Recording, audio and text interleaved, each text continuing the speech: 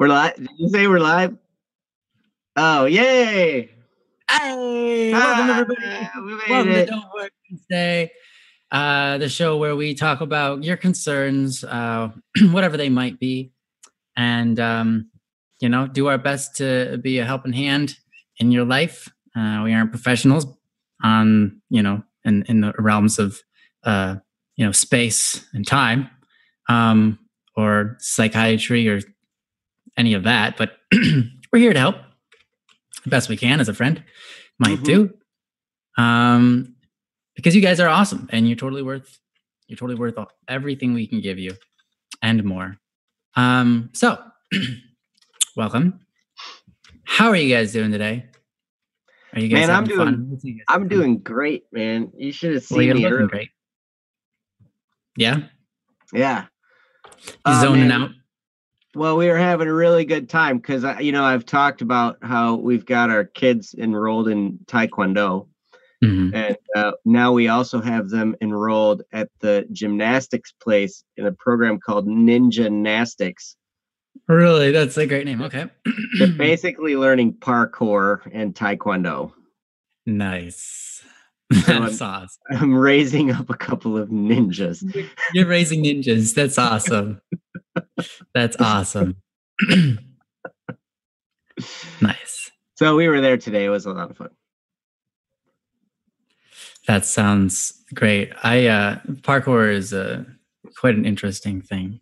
It seems like a lot of fun, but it's kind of easier to do in some areas than in others. Like certain areas of the world, for example, like France and Italy, they have more of a terrain for it. But yeah, it's still it's a dangerous but fun sport, if you will, call it a sport. Well, we figured, my youngest son climbs up on stuff and jumps off it anyway, just for fun. So we figured we ought to get him train a little bit of training on how to land better. Because if he's going to do it anyway, be good to get fewer than 3 concussions in a month. Sure. Yeah, preferably 2. No, just kidding. He is less than 2, so no. I used to climb trees and jump out of trees, when I was younger. It was a lot of fun. Build forts. Yeah. Etc. Yeah. That's good times. Ryan! Ryan! How could you say that? All right. So. Well, yes. Yeah. So we're here on Don't Worry Wednesday. Well, Don't Fret Friday. He's Ryan. I'm Joe. And then we've got Jesse, our producer. That's right. Everybody give him a round of applause. Yes. Yay, awesome. Jesse. And we've got Princess Yellow here. She's kind of like our hostess, like person that she welcomes everybody. And it's amazing. Awesome. And she makes sure that, the questions end up in the forums part of our website. And, so term for what she does. Yeah. Hopefully I was not offensive to anybody. But yes. And I see all of you here. I've already been asked by Akil if I would be his father, which was a very interesting question. Yeah, is that your concern? Haley, that sounds like a wonderful time. I remember jumping off of the roof and onto the dirt/grass. But the trampoline, that sounds actually more safe and fun. But yeah, except for if you like bounce really high and off and onto the dirt. Yeah, when you have less control, basically. Yeah, you could potentially jump off the roof onto the trampoline and off the trampoline into the ground. That's true. Well, you can't do that right now. Here where we live, you would jump off of the roof onto the trampoline and a bunch of snow, and then onto the snow, which is on the ground. So yes, you're kind of a little bit safer. The snow has covered everything over here in the last couple of days. And it's actually really, really pretty outside. It is. Not comfortable, but it's pretty. It is cold and beautiful all at the same time. Cold and beautiful. Like an ice cube. Yes. Cold and beautiful. Since it is cold enough to freeze things out there, yes, it is like an ice cube. Yes. Mm-hmm. Wow. All right. Can Ryan be my father? Says Haley. I don't get to pick who I'm the father of. That's true. You don't. You really don't. Man. You get what you get, and then you're like, "This is cool. I have this thing. This is mine." That's right. I created this. People, people get to. You learn some stuff. You learn that everybody has something going on that's good, and everybody has something going on that's not so good.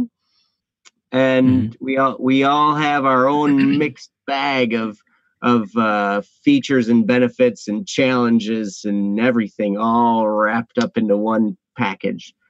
Yep, that's true. It's fun to get to know people that way. And yeah. Oh, look at that cup. It's beautiful. That's a different one than you had last time, isn't it? You had the other Criminal Idol cup. Yeah. I still have the same. Oh my gosh, that is so beautiful. It's just missing the everything that I have on mine. Yes. It's missing all of the cool stuff. Dakota. When am I singing, or when am I doing another song? We're doing another song right now. Actually, I was doing a song just before I started Don't Worry Wednesday. And it's coming along pretty good. I don't know when it will be out. I'm hopefully going to finish it by the end of this week, but then my artist has to work on it, and she's not going to be able to really finish the art on it until probably Christmas break when she has some time. But there are songs in the way, multiple. So have no fear. I am not dead. I'm not dead. I'm not. My channel is going to move forward. Mm-hmm. And we're all, Dakota, all of us are like waiting with bated breath. Wait, how's a breath baited? I don't know what that expression came from, but I know it's there, and I've heard it before. So, but yeah, we're all waiting, and we're all like, it's funny. We have conference calls every week, and I tend to always be that guy that asks Ryan, "Hey, how's Criminal Idol coming?" Mm-hmm. And then I give you an honest answer. Then he does. Mm-hmm. It's like, it's coming. I'm like, my dog ate it. My dog ate it. I don't even have a dog, so I don't know how they're going to eat digital information. Anyways, cool. Well, why don't we jump into this? Yeah. And let's see. We've got some that we haven't done yet. I believe. Did we ever do Jono's? Because if Jono's here, I'm not sure if Jono is here, but if Jono is here, hey, look in the chat. Jeff explained bated breath. A bait, which means to diminish, beat down, or reduce. So when you're waiting with bated breath, okay, yeah. Eager, anxious, and excited. Yeah, that's exactly it. That's yes. Because that's funny. Because I was gonna make a guess, and mine was based on a phrase.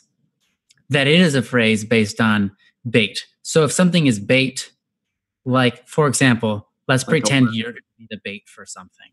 Like, hey, you run off there and be the bait for that bear to run after you so that I can get away. You know, that type of bait, if you're that bait, your bated breath would be like, ah! It would be very anxious. Yes. But not eager.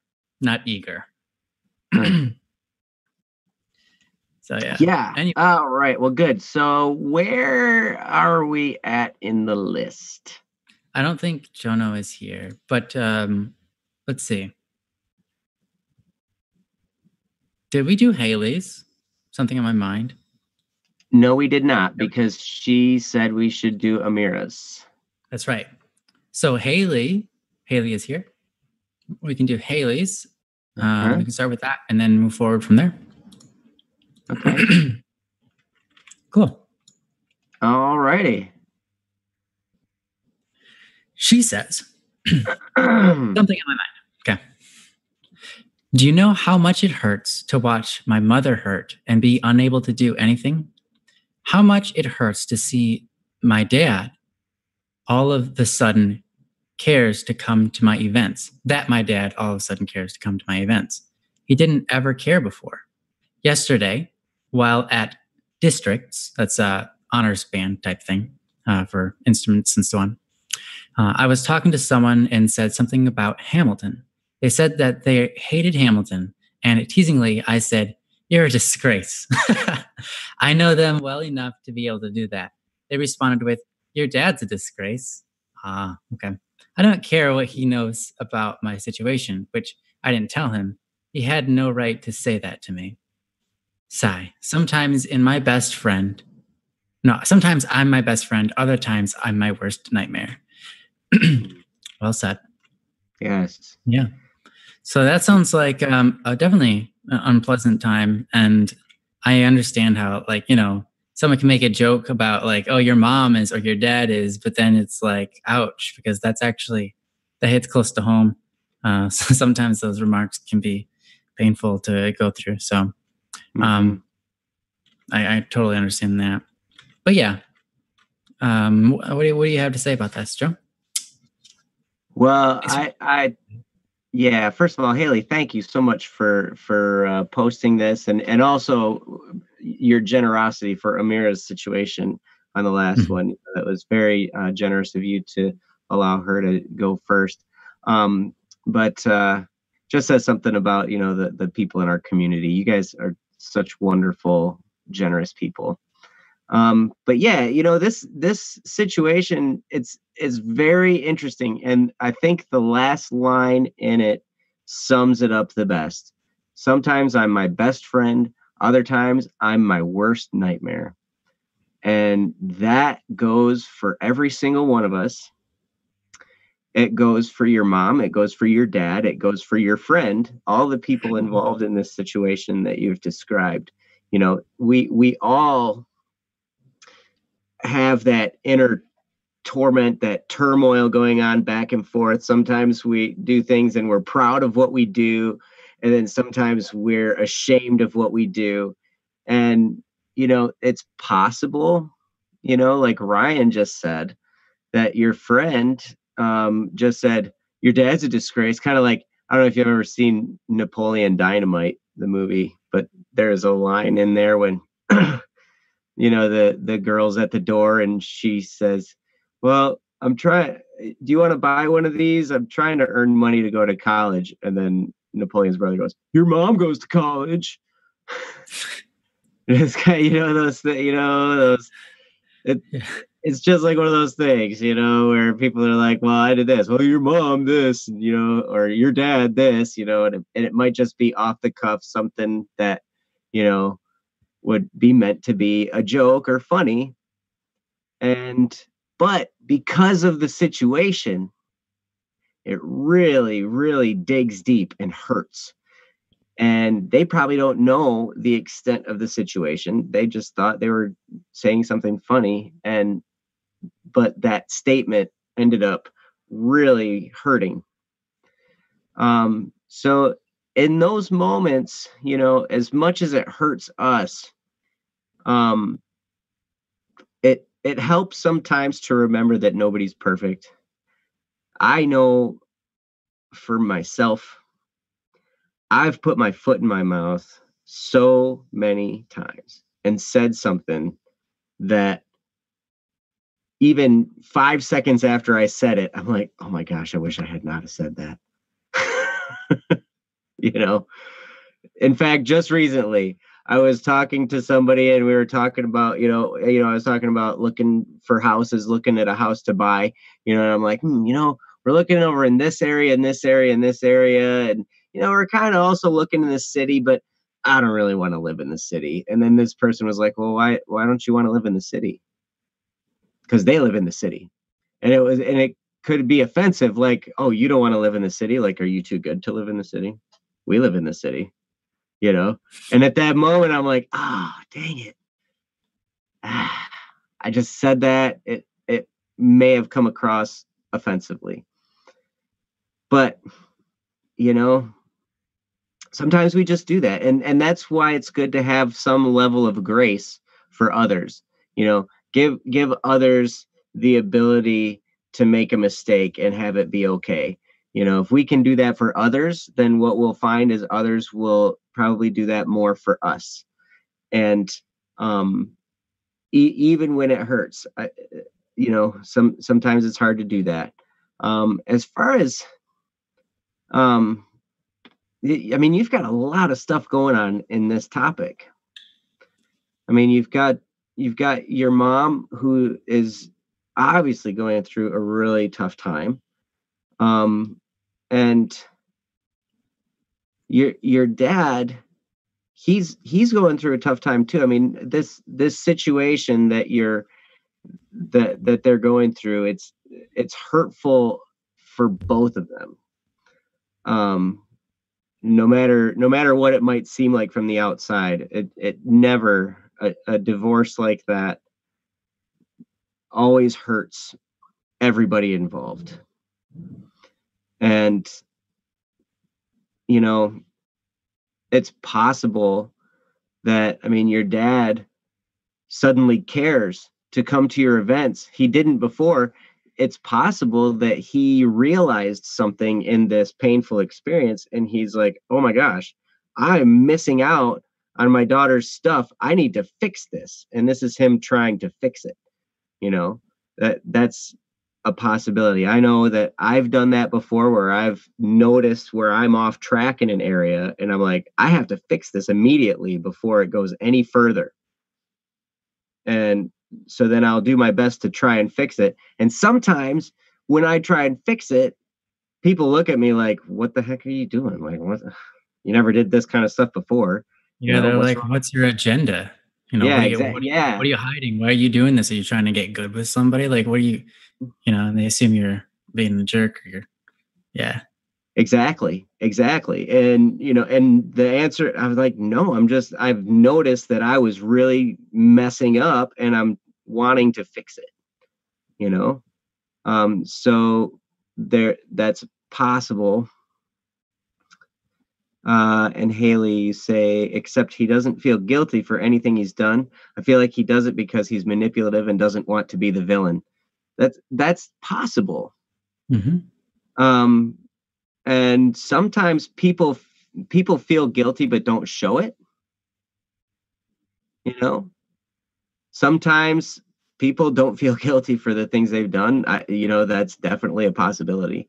But a lot of times people just don't want to appear to feel guilty. We all have this pride around us where we don't want to show the world that we messed up, even though deep down inside we know we did. And that's one of the reasons why I embrace my mess ups now. And I say, yep, I messed up. And I'm willing to admit it now. That I wasn't always that way. I was surrounded by pride where I would not show that I made a mistake. I would not admit it, that I made a mistake. Mm-hmm. But the whole world knew I did. Everybody around me knew I made the mistake. I knew I made the mistake, but my pride wouldn't allow me to admit it. And I see other people that are in that same boat. And I remember being in that boat. And I feel bad for them because I know that inner struggle that goes on, because it's like, I know I screwed up, but I'm not going to admit it. And that just hurts you even more, because then it's like tearing you up inside, because now you're living something that's different than what's actually going on inside you. It's much more peaceful in your soul to live consistently in all areas, like to just be honest with yourself and to be honest with others and to be the same person in all areas, you know. It's so much easier to live that way, even in the hard moments when something happens that's difficult and you have to admit you made a mistake.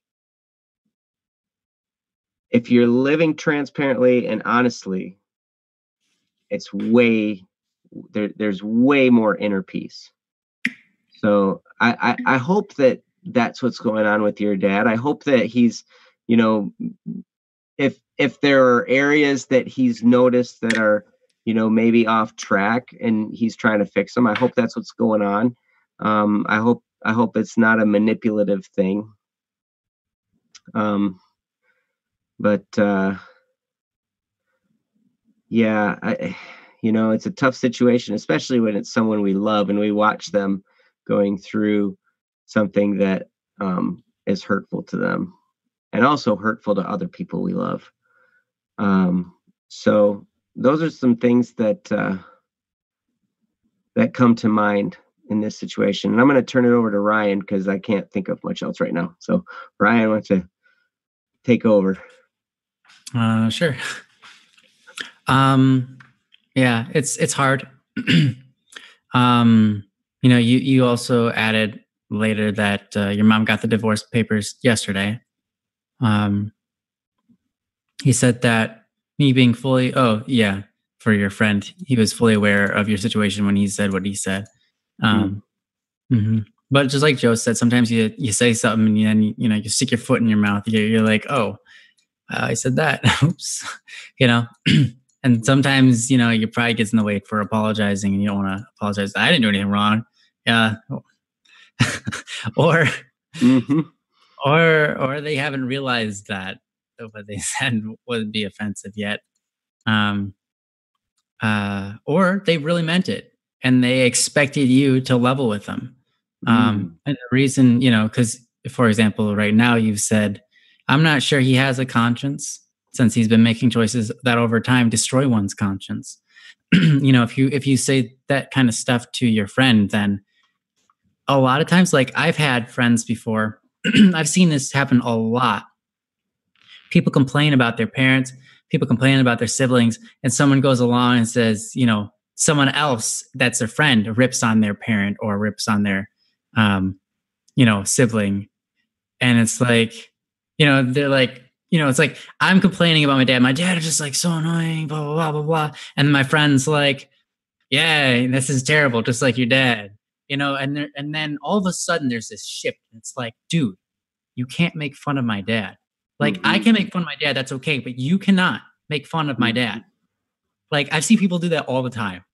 Well, I see that in my two kids. My sons will beat on each other, but if anyone else tries to beat on one of them, they'll defend their brother, you know, to no end from outside forces. But when it's just the two of them, you know. Yeah. And I think a lot of people, they don't know the bounds. They're trying to relate with you. And they're like, yeah, I get you, you know, like, yeah, your dad's terrible. And then because they're trying to, you know, just be buddies and friends, and they don't realize that what they're saying is shouldn't be said. So, I mean, it could be they just didn't realize that, you know, the ramifications or the ultimate value of what they were saying, you know, the consequences or anything. They didn't probably realize that would hurt you. So, there you go. Yeah, and you don't talk with your friends about the situation, but you said he's fair. He knows, he understands the situation. So, I'm sure he realizes that you think and what your thoughts are. And if he's friends with your brother, then I'm sure your brother talks about it too, if he knows anything about it. So I think that you probably didn't know what, you know, you're probably just saying it, didn't realize the intensity of it. But maybe like, because I can't imagine that he said it because he wanted to make you mad. Mm. You know, maybe he did though, and if he did, then you don't have to pay attention to him. Because, yeah, I mean, if his comments are like that, then his comments don't have a whole lot of worth. Once he starts making better comments, then you can start listening to him again. But if his comments are always like that, you know, and he's just making enemies, then don't worry about it, you know. It's strange. I used to want to be like my dad. Now I'm terrified to be like him. He's manipulative and very abusive. We were toys to him. I don't want to be like that. Sure. So yeah, I don't know the full situation, everything that like your dad has done. But I suppose I can relate, you know. I never really complained about my dad growing up to anybody. A lot of people didn't even ask me ever about my dad anyways. But my dad and my mom got divorced pretty early in my life, and that's because my dad was an angry alcoholic, somewhat abusive, really selfish, and yeah, that's who he was. I mean, that was the majority of all the times I saw him. It was just like, oh no, he's here. All the time. No freedom in the home. You weren't allowed to be loud. You weren't allowed to be around him. You weren't allowed to pick what channel you wanted to watch. You weren't allowed to, talk to him. You weren't allowed to do a whole lot of anything except for sit there and be bored. So it was, and then you don't do anything, but you happen to be standing in that one spot that he wanted to walk. And so he would yell at you, you know, and it was definitely not fun. There's lots of stories I can tell you, but I'll tell you, like, I don't worry about those things anymore. I mean, back then I was going through them. And even now, my dad's a lot better than he used to be, but even now he can get angry, right? And it's still scary, still traumatizing. You go through those experiences, whatever they are, and they leave a scar on your mind. And then whenever you get into situations that trigger those traumas, it's said that everybody has some level of PTSD. Wait, post-traumatic stress disorder. Yeah, good. I got it right. Good job. Everybody has some level of that, where a trauma will make them feel a certain way in a certain situation, and then they'll just kind of shut down. And that even happens to me. When people get angry around me, like not just angry, like angry is okay, I can deal with it. But people get like physically angry, people start throwing stuff.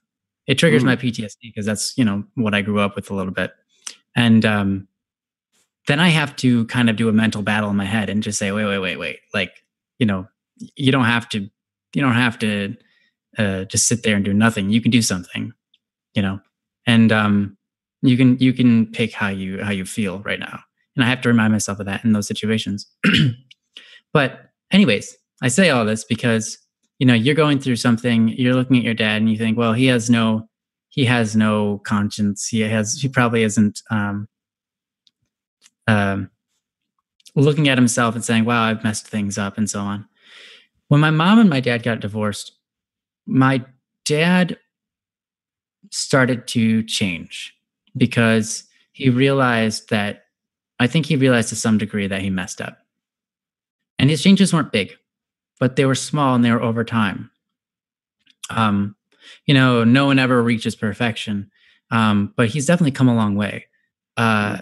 He at the time he drinks alcohol now again, but at the time there was a time where he had completely stopped. He switched over to nothing but tea, which was cool. Instant iced tea, that was the only thing he drank. And that helped a lot. And he got on some medication like Ritalin and so on, and that helped him a decent bit too. The unfortunate thing is that because of the substances, he blames his emotions on something like he can't pick his emotions, and his only way of solving them is to do drugs, and that will fix his emotions. And that's, I wouldn't say that's what his complete mental state is, but that is unfortunately part of a little bit of his mental state, it seems. But there's improvement there. He's no longer throwing objects across the room when he gets angry. He's got self-control now, at least more mastered than before. And we all struggle with that. I mean, we all have our mishaps. Now, so my point is, even if it seems like people aren't conscious of their decisions of being bad, it eats them up inside. They feel it. Now, my dad, because he was drunk most of the time, he doesn't have memories of a lot of the things he was doing. So sometimes, like, he'll say stuff that makes me realize he does not know what he did, like, at all. Like, he doesn't remember that he threw me across the room when I was 2. He doesn't remember that he was a big jerk, right? He doesn't remember those things because he was drunk. And so if you want to talk to him about it, you can't, because he has no recollection of it. But people who aren't drunk, they remember the things they do, and it scars them emotionally and makes them feel bad about who they are. And that turns them into a spiral of getting worse and worse and worse, especially if pride is in the way. And they can become manipulative and try to get on your good side just because they want to feel better about themselves. That's true. But my whole point of all of this is that, one, I forgave my father. And that's important, because if I did not forgive my father, I would be a lot more messed up. I've seen a lot of people go through life who've been through similar situations to what I have, and they have a lot more emotional and just life problems, social problems, daddy problems. Because I grew up in a house, my mom was the sole provider, and then she got married again, and then he did nothing except for use her money and not work and treat us badly. So, I mean, I've been through bad men, bad fathers. But because of my forgiveness, I was not, I didn't have to, I should be a lot more messed up than I am. I'm serious. I should be a lot more emotionally messed up than I am. I should see the world in a lot different way than I do. But I don't have those problems because God taught me to forgive. And I took that to heart. And that, I'm telling you, is the key. Your dad can do all these terrible things, but he's still human. He's still human. And that means he's capable of changing, right? He's capable of becoming a better person. He's capable of feeling shame. He's capable of doing more things that are bad, especially because of pride. He's capable of all sorts of different things, right? But you only get to pick what you do. You don't get to pick what he does. And I know you've forgiven him. And I just encourage you to keep on doing that, because the more you hold on to a grudge, the more that shapes your mind to becoming, unfortunately, I don't want to say a worse person, because it's not that you're worse, but it makes life a lot harder on you. And if you want to experience happiness and peace and contempt, forgiveness is key. Peace is one of those rare gems in life that most people search for and can never find. And that's because it doesn't come through a lot of things that we spend our time working on.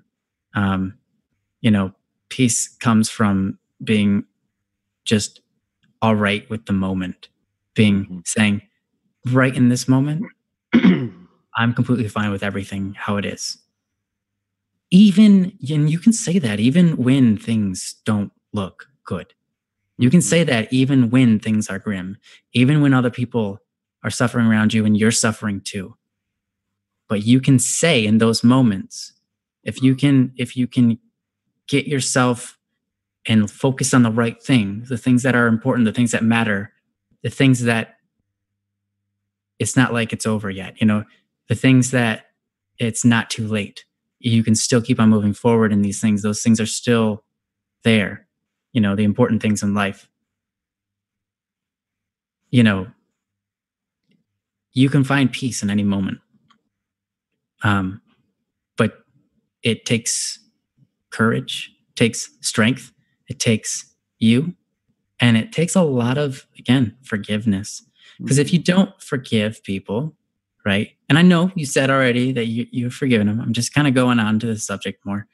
If you can learn how to forgive and pardon people, peace comes so much easier.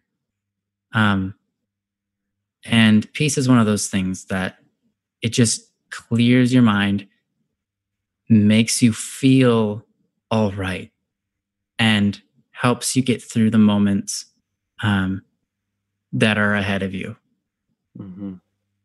And, you know, a lot of times people, you know, generally think of everything as a sort of,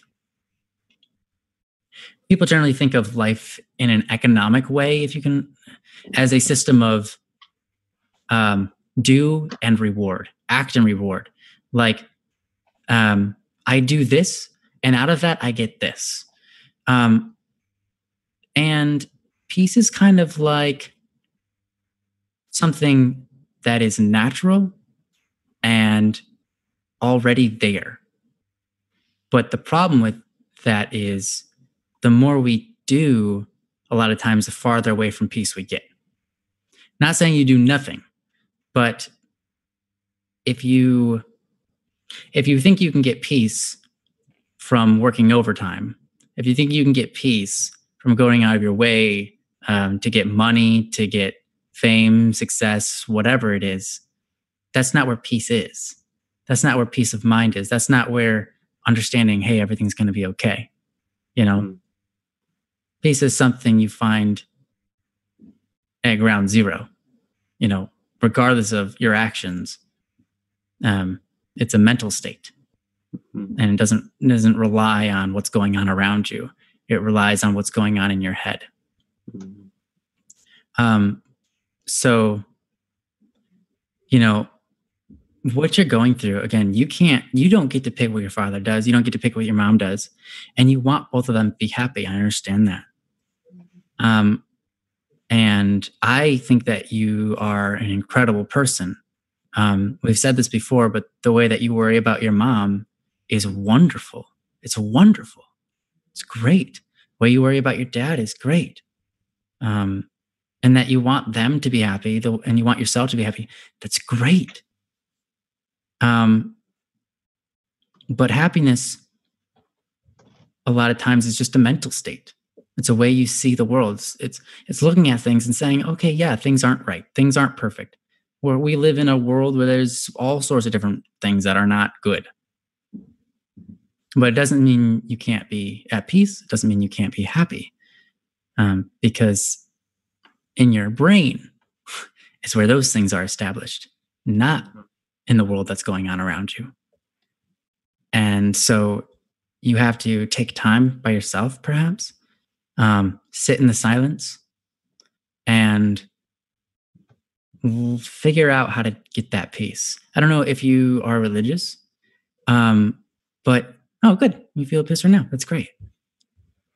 If you're a religious type person, I'll tell you, for me, when I go to church and I sit there before God and I pray, anything can happen. I know I'm in the right place, right? I know that where I am right then is the right place. And that's a lot of where peace comes from. I'm in the right place. Mm. And like, so if someone came in with a gun and shot me, I'd be like, well, thanks, I guess, because I was in the right place at the right time then, because now, I mean, you shot me, I was in church. So, I mean, like, I'm going to heaven, right? So, thanks, buddy. You got me good. You got me good with that one. Like, when you can establish peace, though, outside of those situations, you know, but like, you could, when you're in this position, like, if I die right now, that's okay. You can have peace, if that's your mindset. And so, yeah, if you can die in peace, then you'll probably live in peace. And if you live in peace, you can die in peace. I mean, yeah, absolutely. So, yeah, again, I'm only saying this because I know that you can't control everything, everybody's emotions around you. All you can do is try to be your best for them, like you have been, and hope that that makes an influence on them and helps them. That's all you can do. That's all you can ever do. So I just hope that while you're going through it, you have peace, that you aren't stressing out too much over it. Because I would rather, and God would rather, and everybody here would rather you go through it with a sense of peace, with a sense of happiness, a sense of calm, and a sense of forgiveness, a sense of pardoning, a sense of joy, even though it's painful, even though it can be sorrowful, even though it's not okay. Going through it, everyone here would want you to be a happy person, want you to be a joyful person, And so if you can control and remember, if you can just remember that you want to be at peace, even in these struggles and even these trials, it'll help you to be that best person that you need to be for other people around you, to help them grow. And that includes your parents. That includes your friend who said that weird thing, So yeah, I think that's really all I can say about all of that. And I hope that helps. Yeah, no, Ryan, that was absolutely beautiful. You're I want to absolutely beautiful. reiterate one thing you said about, being there for others. And, like what you're going through right now, Haley, is equipping you to be there for others, to be strong for others, and to help them through maybe a similar circumstance that they're going to go through. These types of struggles, even though they're painful, will make you stronger. And I love what Ryan said about forgiveness. It's no secret that we're big proponents of forgiveness on this show. I heard a guy say one time, forgiveness is not so much for the person that's being forgiven as it is for the person that is forgiving. Like, so you forgiving your dad is not for his sake, but for your sake, for your inner peace. It is for the other person as well. But the bigger impact is on the person who does the forgiving rather than the person who is forgiven, if that makes sense. So, Haley, we love you so much. And, you're here a lot on Don't Worry Wednesday and at bss.studio. And you're a great part of the community. Absolutely. And,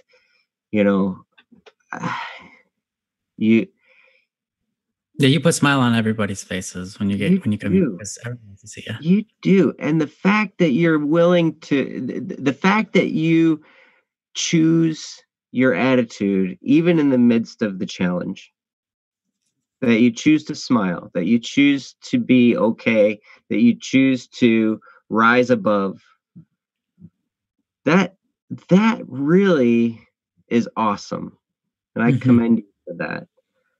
And, absolutely.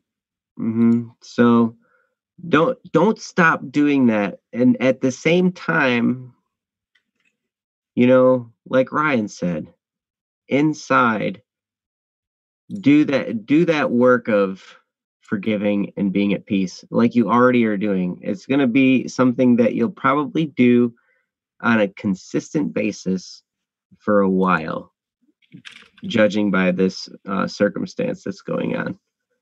And wow, I'm so impressed, because when I was your age, I was not acting like that. I had not anywhere near that level of maturity. Seriously, Haley, you are mature beyond, trust me, beyond us at our when we were your age. I mean, I'm learning from you now, and I'm 40.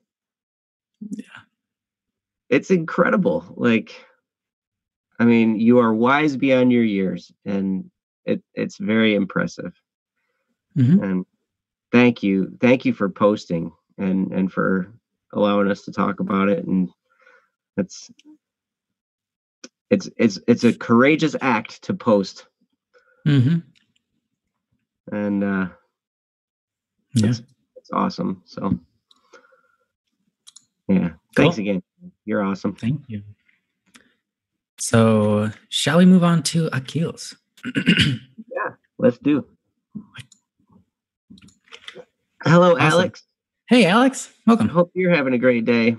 Yeah, seriously. Hope you're having a wonderful, fantastic, and enjoyable lifetime experience at the moment.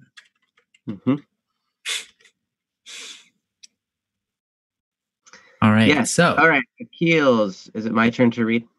Sure, go for it. All right. So Akil states, so an old friend contacted me recently.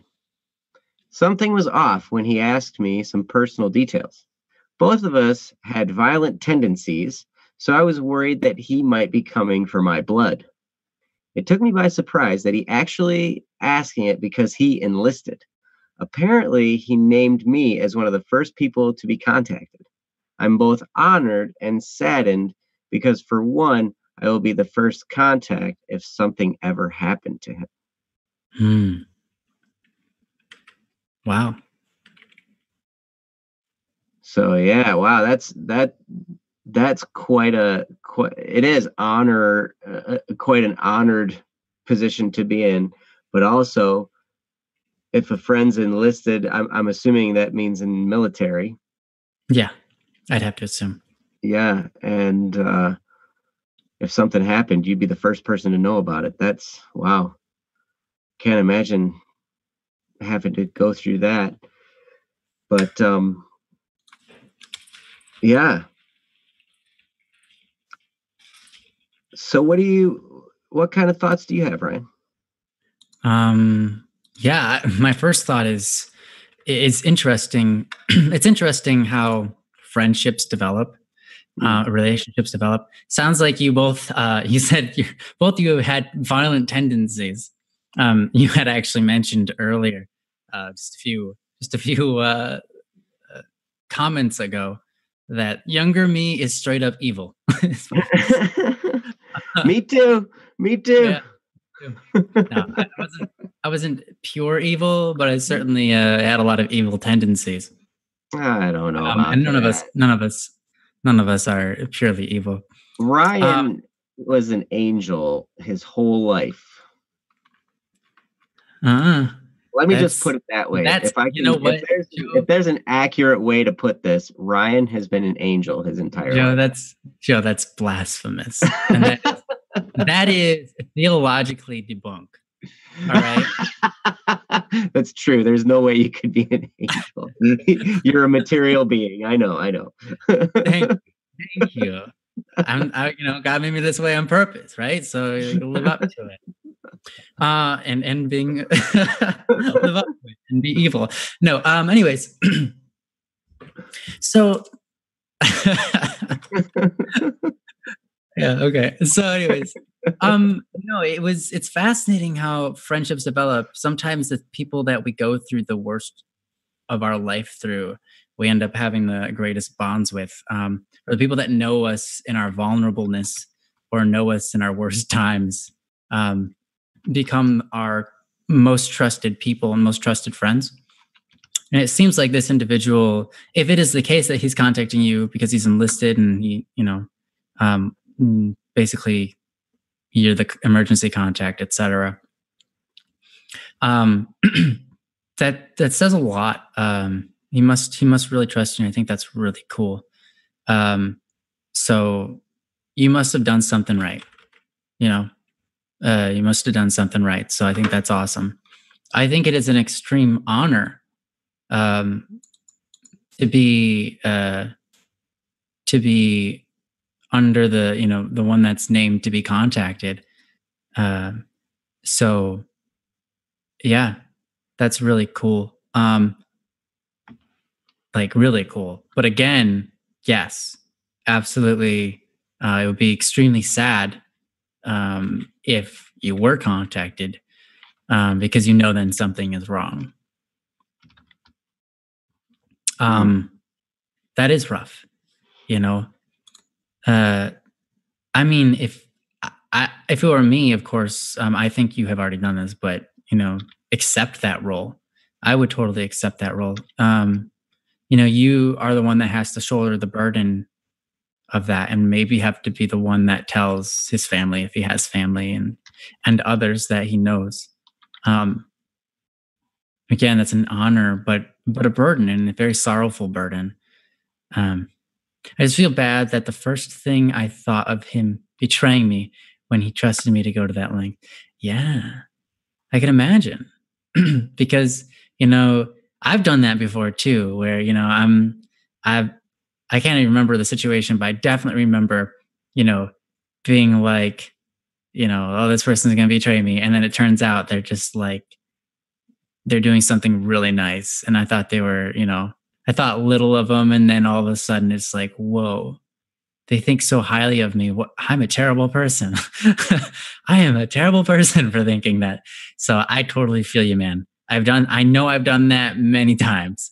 Or even just a day where I have a bad attitude or something. And, I give someone, I don't give them crap, but I have these like emotions in my head where I'm just like, yeah, man, I hope you just, shut up and stop talking to me right now, because I'm sick and tired of you. And then they turn around and they say they're like, oh, I bought you this gift because I was thinking about you, and you're always so your attitude is always so awesome and blah blah blah. And you're like, how can you say that? I was just being a jerk to you in my head. You just killed me.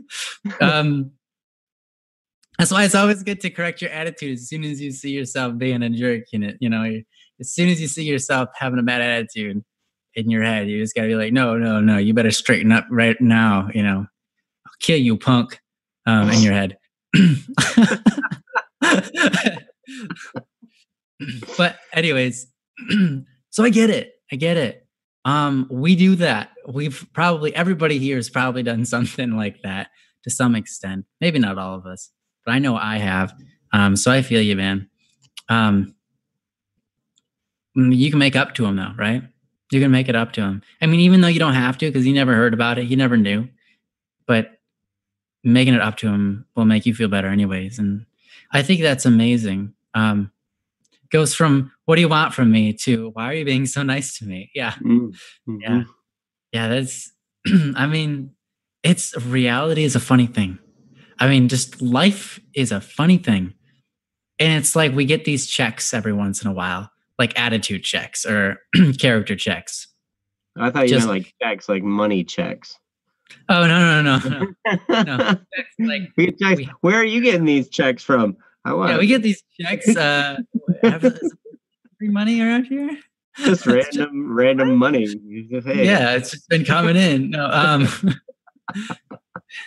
anyways, no, we all get these attitude checks or these character checks, or like where we're in the wrong mindset, and then something happens, and we're like, whoa, wake up call. Like, wow, I was in the wrong.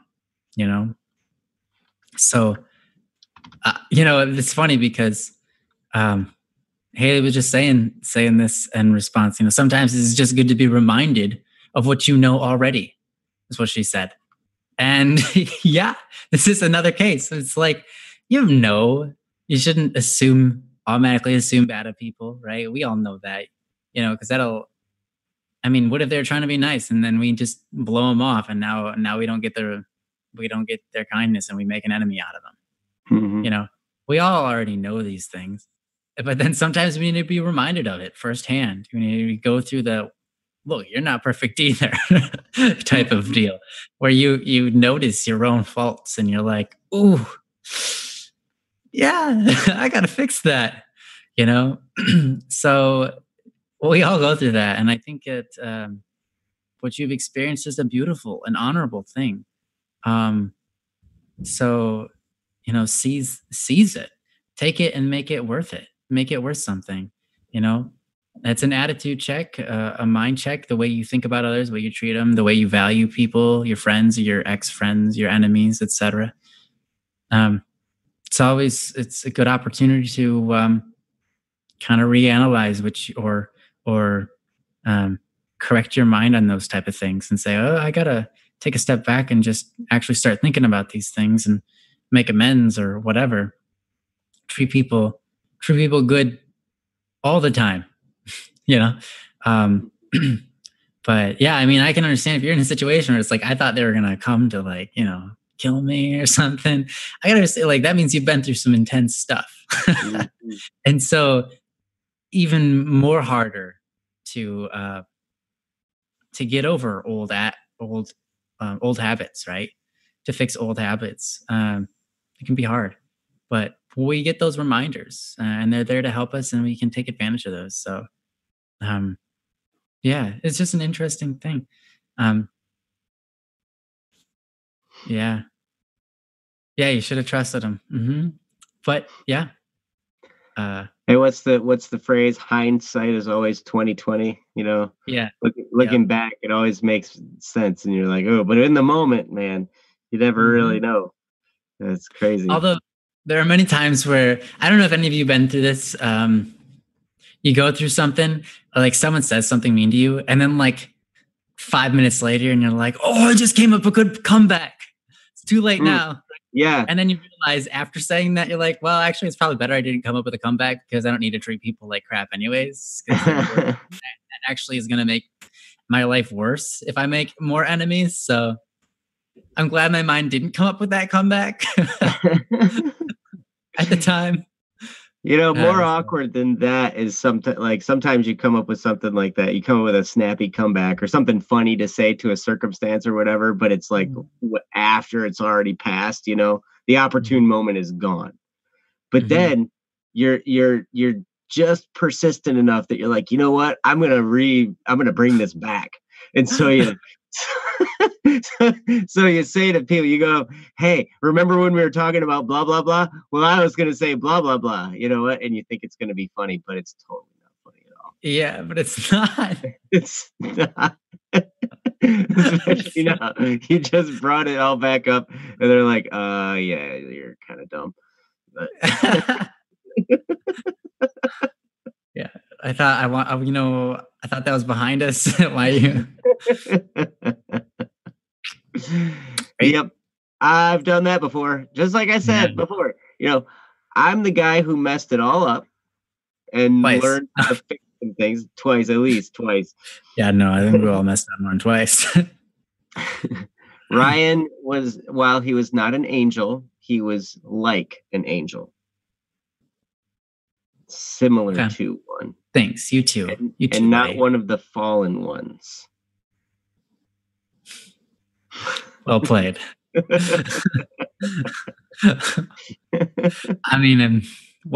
would say that perhaps both, but well played.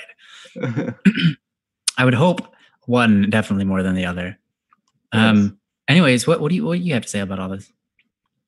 No, I think you really nailed it. I can remember there was a time, just thinking about your initial thoughts, Akil, when your friend called and he's asking for personal information and stuff, and that level of discomfort that comes across, that's kind of suspicious. You know, what's going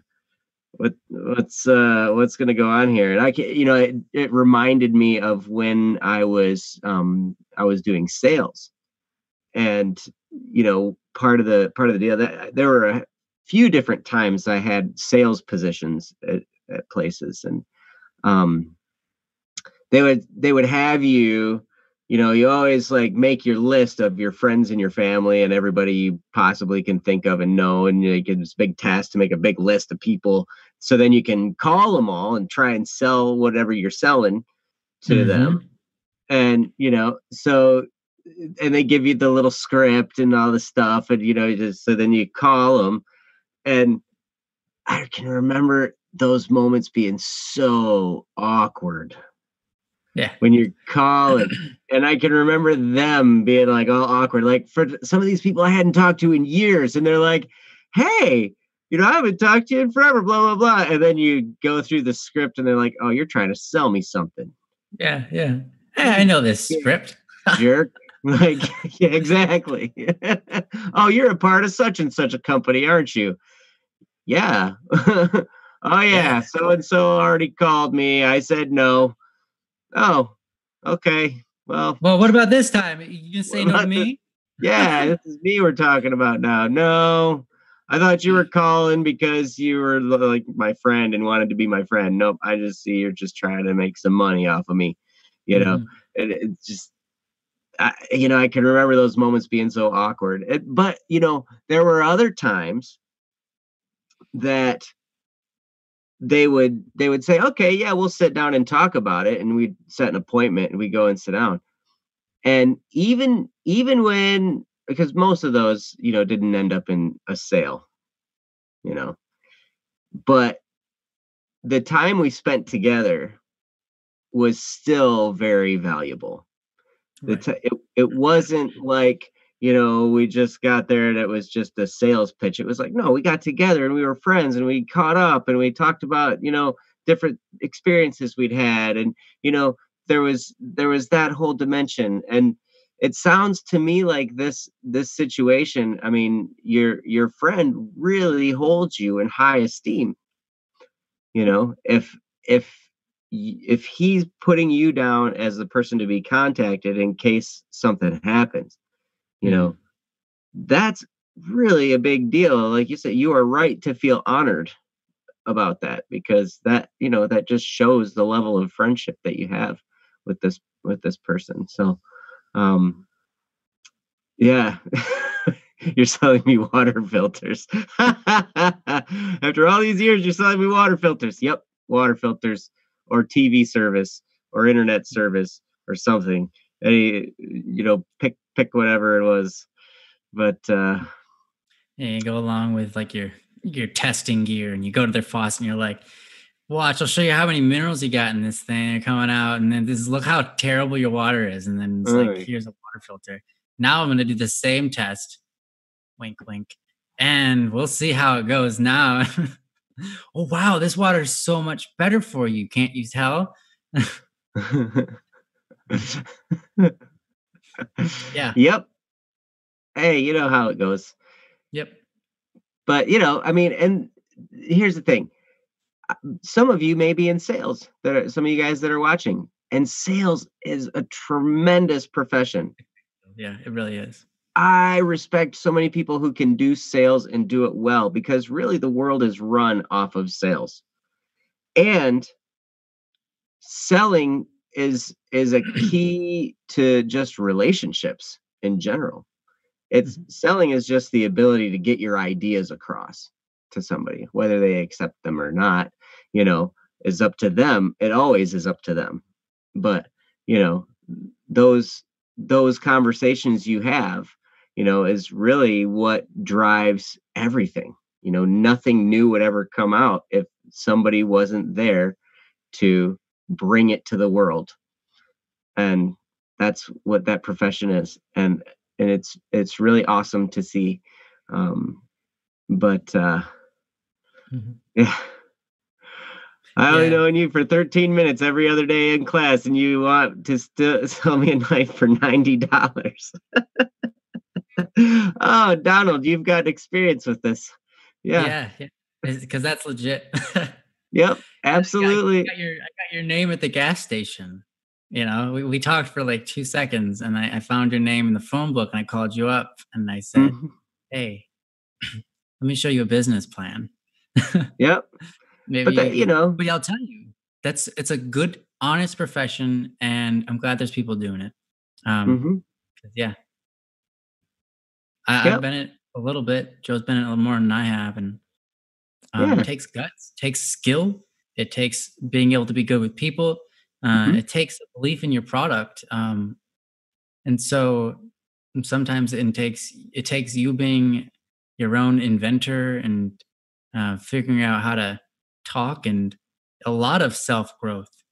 You put yourself in a position where it's like it's one of the hardest professions, and Mhm. it's one of the professions you grow the fastest if you really are trying at it. You grow as a human being in so many different ways, especially with Mhm. human relationships. Yep.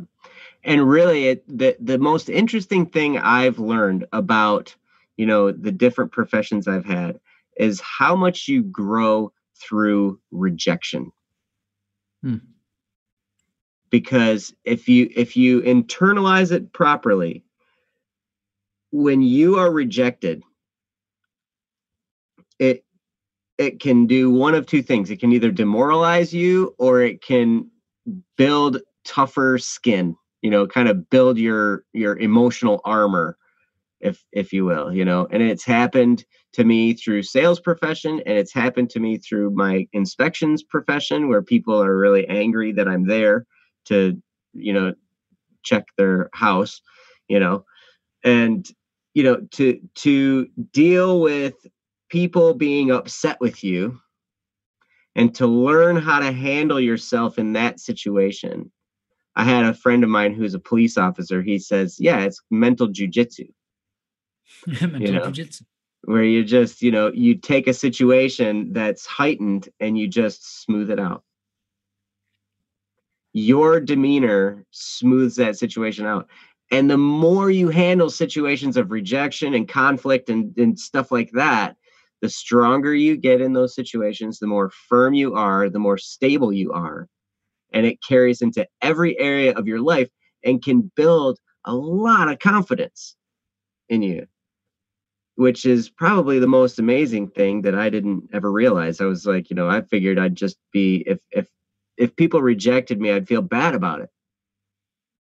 But then you go through it enough and you're like, wait, I'm actually more confident now than I was a year ago. This is Mhm, nuts, you know? mhm. And you keep going through it and it's like, whoa. And it keeps building and building and building even more. So that's why, I generally, encourage people, especially if you plan on being a business owner of any type, spend a little time learning sales. Spend a little bit of time doing those awkward moments, like like Akil's friend, where he called and had to ask personal information. It was really weird. I can remember calling a bunch of people because I needed references to take out a loan, and so I ended up calling like 10 people, to get a bunch of references so I could do that, you know? And that was a nerve-wracking experience, and it was hard, and I had written down something that I was going to say and, all that. And it worked. And at the end of it, I had that victorious feeling, which was really cool. But one thing that's interesting, um, if you've ever heard of an author named Robert Kiyosaki, he's a best-selling author, a lot of different business books. He's written a book called Rich Dad Poor Dad, or a book called Cash Flow Quadrant.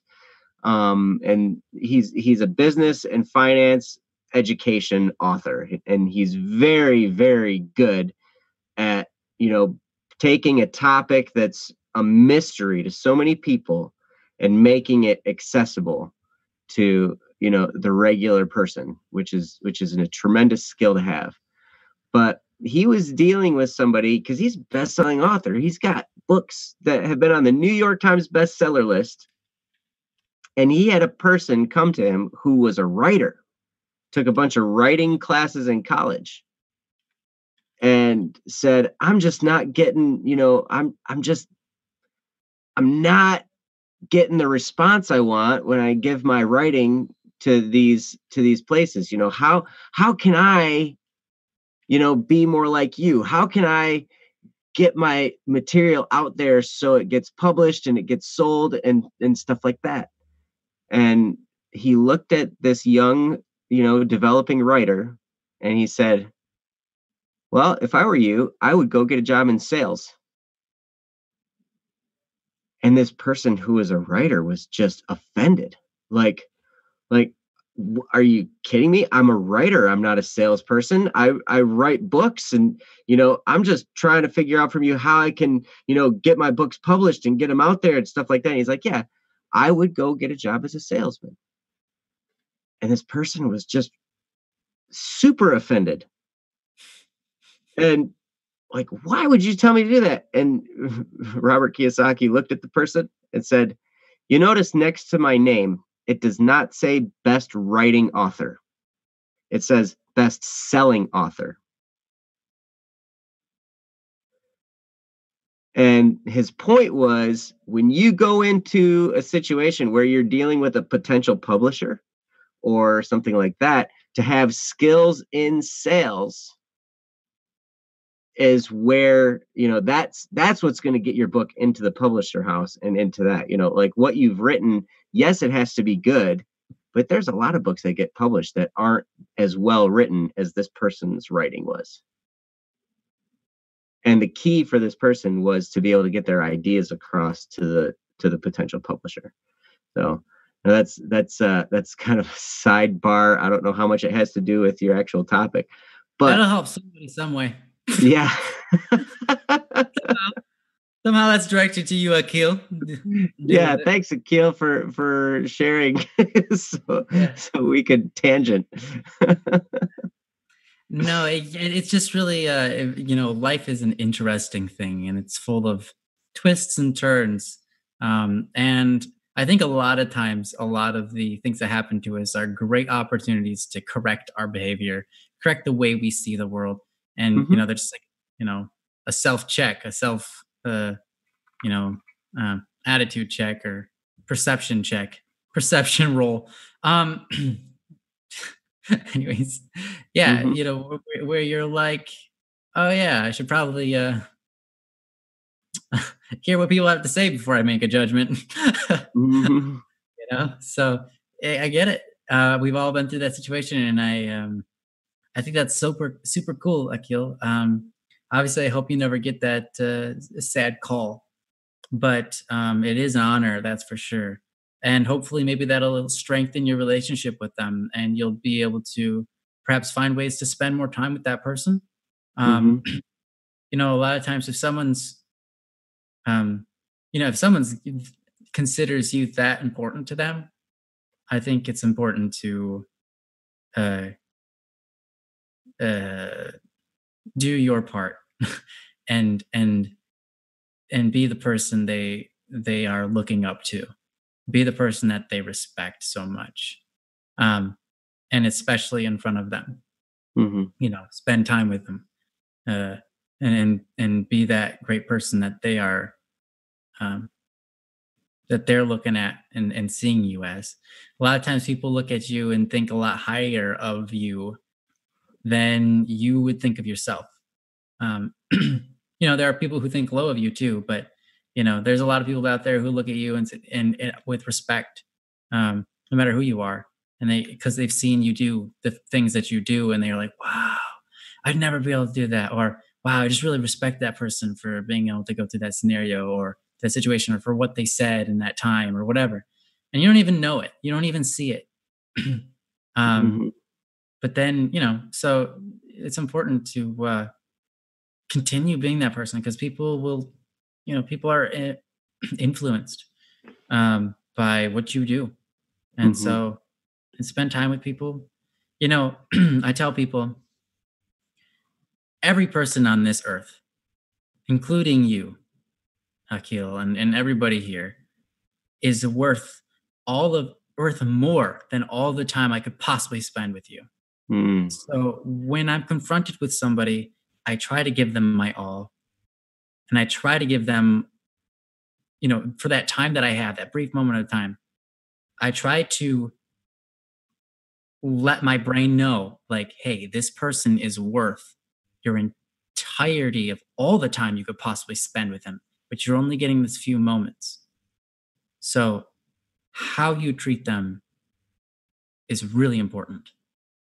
Um, how you You look do at it well, Ryan. is really important. Thanks. I have I have some people that are better than me that I look up to, like the Pope and stuff.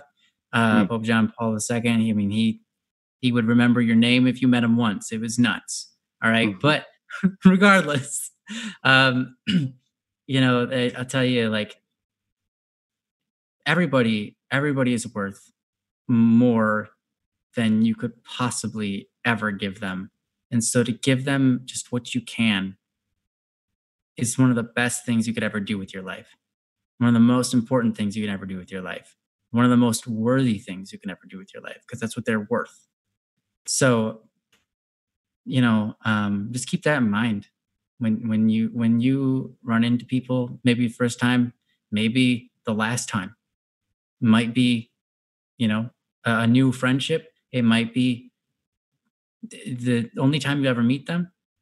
But yeah, just keep in mind that principle, and um, that'll make your life have more meaning and feel more purposeful.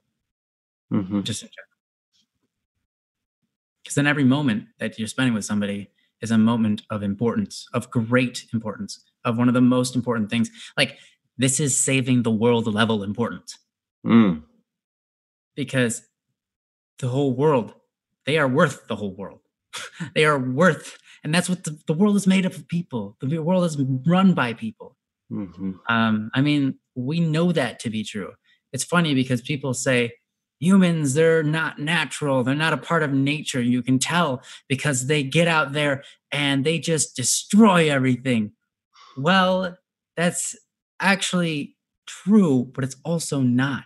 You know how many animals exist today because humans saved them? Mm. There are more species of animals that humans have looked after and cared for and brought into captivity and raised that would be extinct today if we didn't. There are thousands of different plants that never existed until we came along. Mm. There are so many things that we have done that are good. And we are, yes, we're a weird part of nature. We are animals. But just like animals do things, we do those same things. We desire a lot of the same things that animals desire. But humans are different because you can physically see they run the world. Mhm. They pick the environment, they change the environment, Mhm. they move the world. And that's just shows you just a tiny bit of how of one person's human value, of human dignity, of the value a human has. That's just scratching the surface. I'm just telling you, there's an obvious difference when you compare a human to almost anything else that's ever existed. Mhm. Um, there's cultures, there's art, there's beauty, there's music, Mm. there's so much in human nature.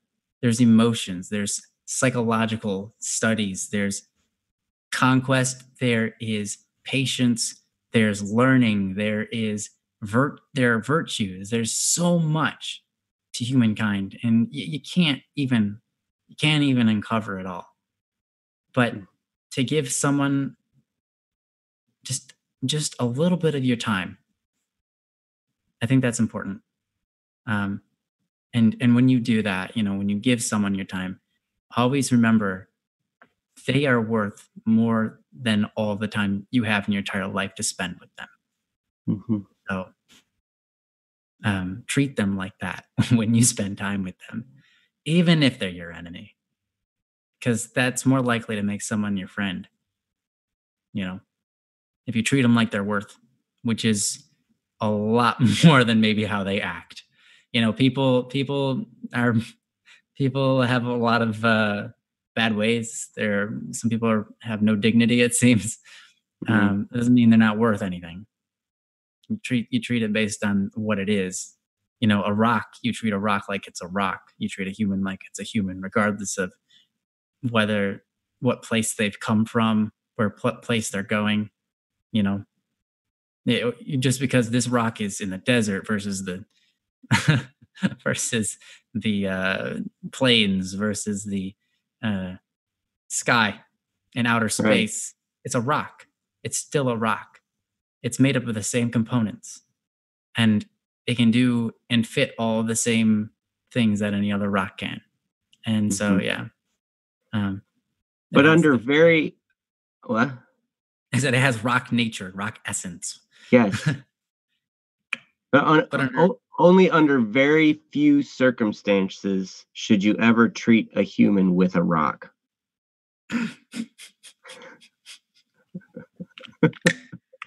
Well said. And with that, we will move on.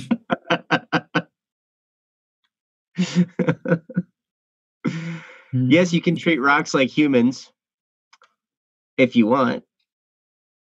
It would be very unresponsive. Yeah, it might not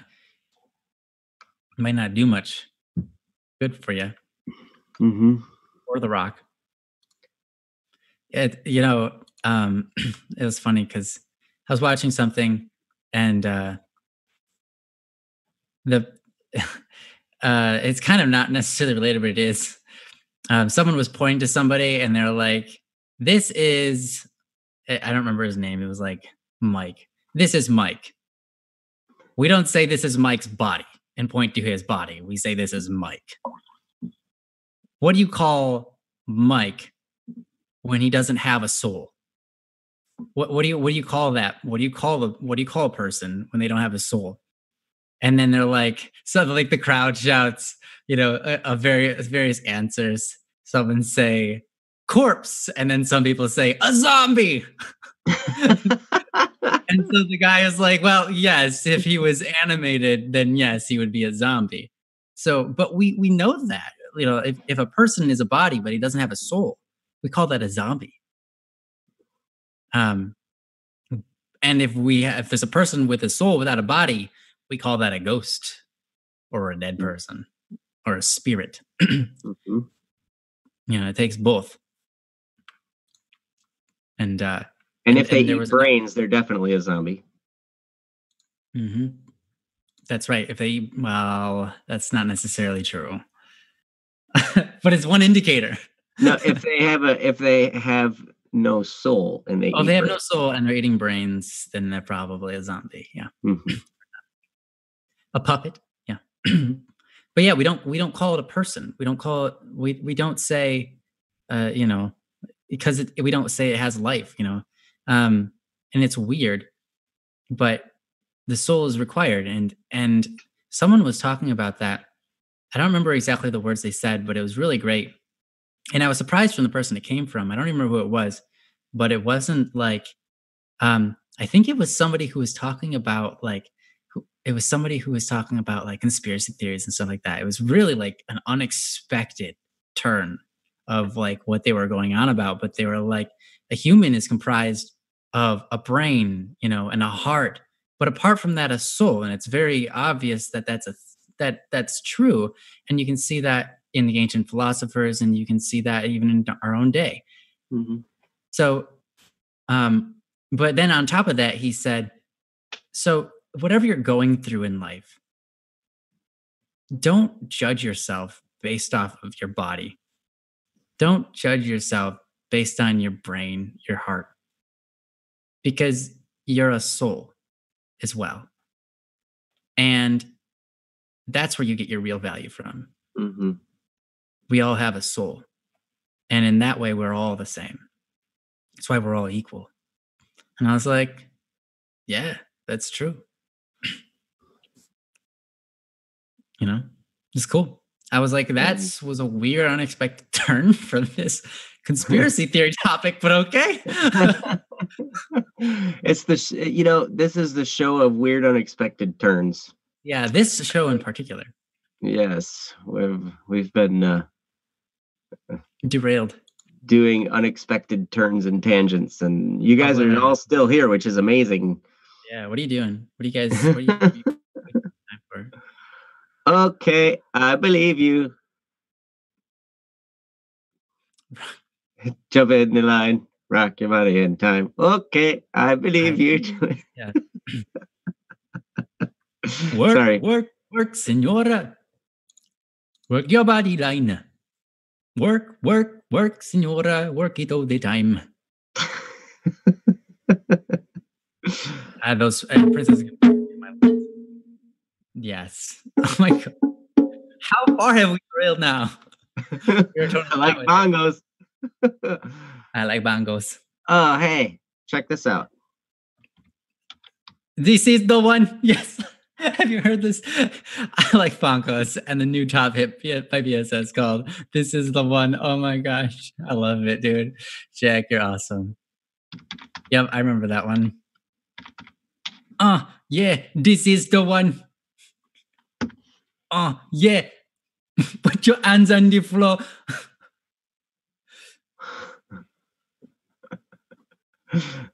Put your hands on the floor, put your butt in the air, and then you shake it like you just don't care.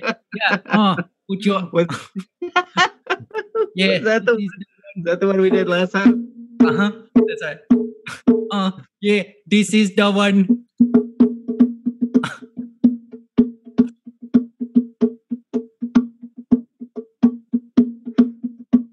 Good beat, man. Yeah. With your butt in the air. Let's get back on topic. Ryan again. Princess, thank you. But did you see what I wrote up there? Ba-ba-ba-ba-ba. Yeah, ba-ba-da-ba-da. Okay. Reminds me of that. Ba-ba-da-ba-da. We're still not on topic. All right, so do we have time for one more? Yeah, we can't. Got like 20 minutes. Yeah, we. Joe knows what I'm talking about. Ba-ba-ba-ba-ba, ba-ba-ba-ba-ba, ba-ba-ba-ba-ba, ba-ba-ba-ba-ba. You'll never know what that came about from. That's like a. Was it from a Double Cup of Joe or something? It was. Because his last name is Bohan and mine is Anderson, and so like he's the host on Monday, Wednesday, Friday of week 1, and I'm the host Tuesday, Thursday, and then it switches. Oh, it's B-A-B-A. A-B-A-B-A. Yeah. So then it was written up there. I was like, ba-ba-ba-ba-ba. Ba-ba-ba-ba. Now I know the schedule. Sorry, that's just my. Yeah. Yep. You heard it here first. That's great. Yeah. So, Bree, you are here, and there's a topic from you. There is. Awkward and burden. Yes. All right. Would you like me to read it? Yes, that would be wonderful. All right. Bree says, well, basically, I went to the counselor today and yesterday. It was kind of awkward, and I don't like burdening people with my problems and thoughts. I feel like a burden all the time, and I hate it. That's as far as the topic or the concern goes. So there you are. So, being in front of people and having to be, relay your problems to them, being a burden and it being awkward, I totally understand that. So what are your thoughts, Joe? Well, Bree, first of all, I do need to tell you that it says a lot about how much you care for other people, that you don't want to be a burden for them. That says a lot about your heart, and that you care about others, that you don't want to, if you're having a struggle, you don't want to have them fall into the struggle too. You don't want to burden them. That's very admirable for you to feel that way. However, though, one thing about counselors is that, that's kind of their job. That's what they get paid to do. It is. And, and so that's kind of what they're there for, because really, and that's kind of why we wanted to continue doing Don't Worry Wednesday. Ryan and I talked about it when we were going to start doing this show again. We're like, this is really something where I think we could help some people. And part of that is because from my standpoint, because there were times in my life when I needed to see a therapist, I needed to go see a psychologist, and that was what I absolutely needed to do at the time. I was out of other options. And there was I basically, to give you the background story, I was in my first year of college, and I was totally not going in the direction that I really wanted to go. I was just doing things because that's what I thought I was expected to do, and it was just a really tough environment. I was failing out of school, and I felt like I was failing everybody around me. And the stress and the pressure just was piling and piling and piling on. And I think my grade point average was like a 0.7. I had a 1.1 and I was kicked out of college. No, they told me I was going to get kicked out of college. Yeah, exactly. Well, I was on academic probation, Yeah. I know academic, yeah. Mm-hmm. Yes. So that was, and it was weird because in high school, I was National Honor Society. I was above a 3.5. I was NHS. I had when I graduated, I had all the extra gold tassels and the stuff and everything, and so I was like this high grades achiever. And then I get to my first year of college and I'm like 0.7. And I was really, really struggling. And,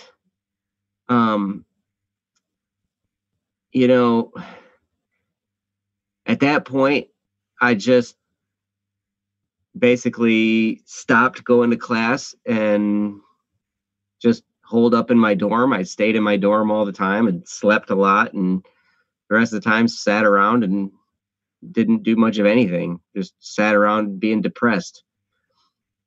And then finally, halfway through my second semester, had a nervous breakdown and just said, I can't be here anymore. I gotta drop out, called my parents and they came and picked me up, and I just went off the handle. And then I had to go start seeing a therapist because I didn't have I couldn't figure it out. I was totally, totally stuck and derailed, and I didn't know what to do or where to go. So I got to, I started seeing a therapist, and he really, really helped. First, I got prescribed some medication, but that didn't last very long. I wasn't on medication very long because what really was the key was this person, this psychologist, he would listen to me. I was allowed to pour out what I was going through. I was allowed to say what I really felt without feeling like I was going to be judged.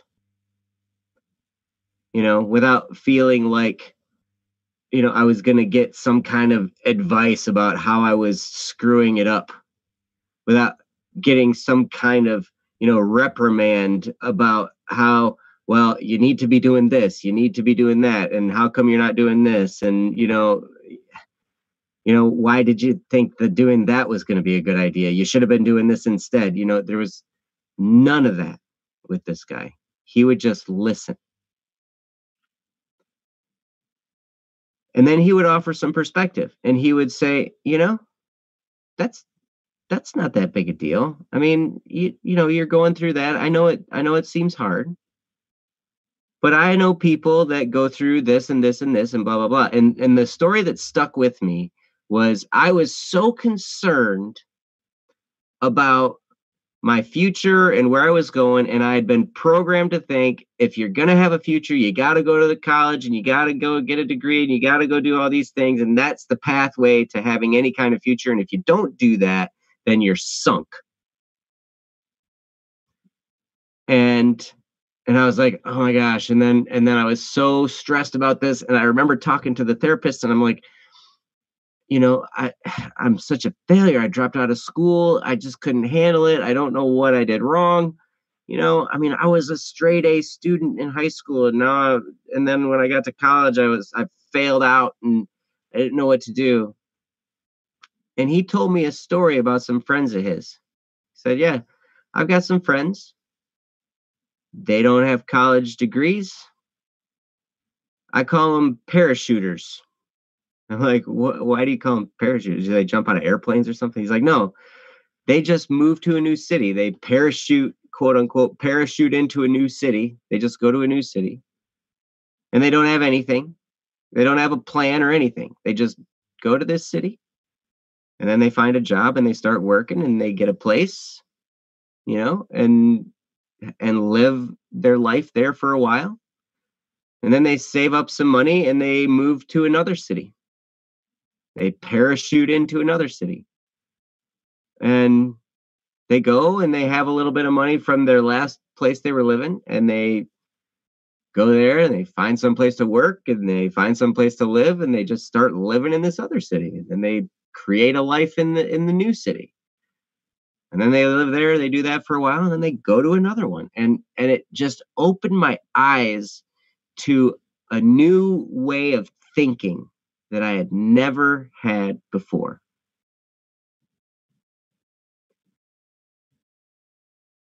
I never imagined that was even possible. And it really impressed upon me how my thinking had been so one track. I had thought this was the only way things can be. And I felt so stuck. And what I was really stuck with, I was stuck by my own limiting beliefs, my own limiting thoughts. I had been limited by all of these, these thoughts. And, when Ryan and I talked about this show, what was going on in my head was, I'm sure there are lots of people who feel that way. There are people out there who feel the same way I did. They were stuck. And when it really boiled down to it, when I went to see that therapist, the thing that really helped was the new perspective. The thing that really helped pull me out of that funk and start getting me on the right track. Now, it took a long time to really get going into the right direction. And then I still fell off the deep end, did some other stuff, and, went through all kinds of other challenges, and, it's crazy. But though that was a defining moment of turning to where I was now on a better track because I had been introduced with some new ideas. And so that's kind of, when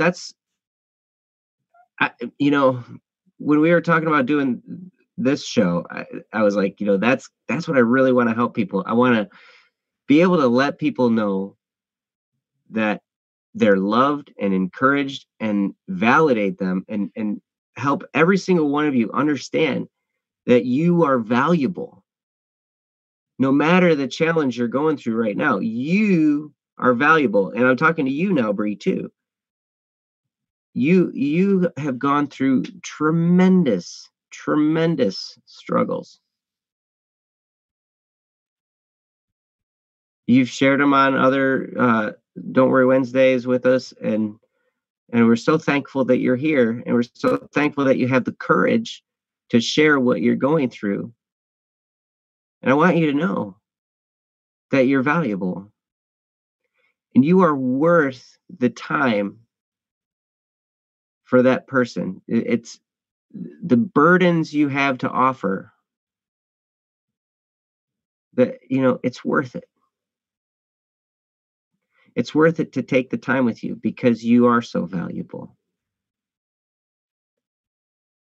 So when you go to that counselor, I mean, he's there. He or she, I guess. I don't.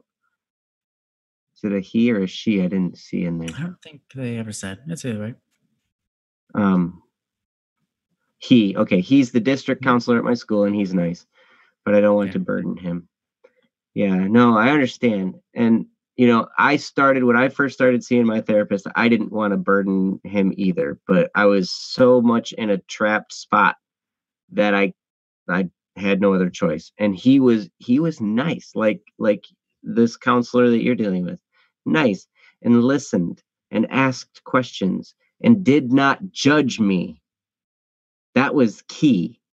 He let me talk and let me relay my experience and did not judge me for anything, because that was my biggest fear, was that I was going to be judged and I was going to be analyzed, and he was going to write some stuff down, and he was going to be like, oh, this guy's dealing with X, Y, and Z disorders, and so blah blah blah, and so let's make a clinical study out of this person's brain, and and we can hook him up to some machines, and we can like zap his brain with some electrodes, and that was going on in my head. I'm like, but what it actually was I went to this guy's house and I just sat in a spare room of his house. He ran his office out of his house. And I just sat in there. I didn't lay back on a big leather couch and, him sitting there with a notebook and his glasses down on his nose and, everything. It wasn't like that at all. It was just me and another person having a conversation. And that's the environment that I hope that we can somehow build digitally in Don't Worry Wednesday. And sometimes that's the best thing for you to have that person-to-person experience with the counselor can be really beneficial. And I hope that you continue going and are able to let go of some of the things that are on your heart and your mind, because he's there to help you in the best way he possibly can. And just know, Bree, that you're worth it. Like Ryan was just talking about, every human being is worth more than the entire world, just because we are humans. We are created by God, and we're God's children. We are infinitely valuable. And you are infinitely valuable, Bree. And the time your counselor is taking to be with you and to help you through these challenges, you are way worth it. Way worth it. And you're way worth us taking some time to, go through some of the challenges with you here on Don't Worry Wednesday. You're way worth it. And I don't know if I can convey enough that, that we love you. And I just wish I could show you that. I wish I could, communicate it in a way that got into your heart. But I'm trying the best I can, and maybe Ryan can do a better job. But yeah, that's what I've got. So I doubt it. Yeah, Brian's probably not that skilled at such things. Brian's super skilled at many things. You're doubting me, Bree? You doubting me? Oh my gosh, girl, I love you. What up? No, okay. So, yeah, Joe was talking about perspective. Me. Just said me, girl. That's my movie. We are the knights who say me. Okay. Anyways, that's not what I meant. I know that's not what you meant. Because you're doubting yourself, and I think that's rather wise in a way, because you know that it's yourself that is not allowing yourself to be loved. Mm. I think we definitely all struggle through that at in certain parts of our life. um, especially. I mean, oh man, it's just so many people, but um, man, I got so many stories, but I'm trying to figure out which ones are tactful to share. It's hard because you're dealing with other people who have life struggles, who have things that are huge burdens on them, who have, done things that they wish they had never done, or are a certain way that they don't want to be, and they're just that way. Um, and they're like, why do I have to be this way? I don't want to be this. And everything I just fight this. And this is just who I am, but I hate it. um, People struggle with that. I'm brought to remember, you know, it's a touchy subject, but I'll talk about it. Um, People who are, for example, uh, gay. Um, when you have when you are when you experience same-sex attraction in an environment where, for example, um, being Roman Catholic, as I am, people who have same sex attraction often struggle a lot internally, because they're like, I know I'm not supposed to be this way. I don't want to be this way, but this is my attraction. This is who I am. And what do I do? God, I know you can't love me until you fix me. I'm broken. God, you have to fix me. You have to make me stop being gay so that I can be loved by you. Um, and people go through that. Um, that's some people on a daily basis, and it's really hard. And at some point, they finally get it. They're going through this, and there's no escape, and it's just they feel terrible about who they are every single time they pray. This is what their thoughts are, like, you know, please fix me, please save me, please change me who I am, please make me into a better person, you know, etc. And they tie that to whether or not God loves them, you know, or whether they're loved by other people around them.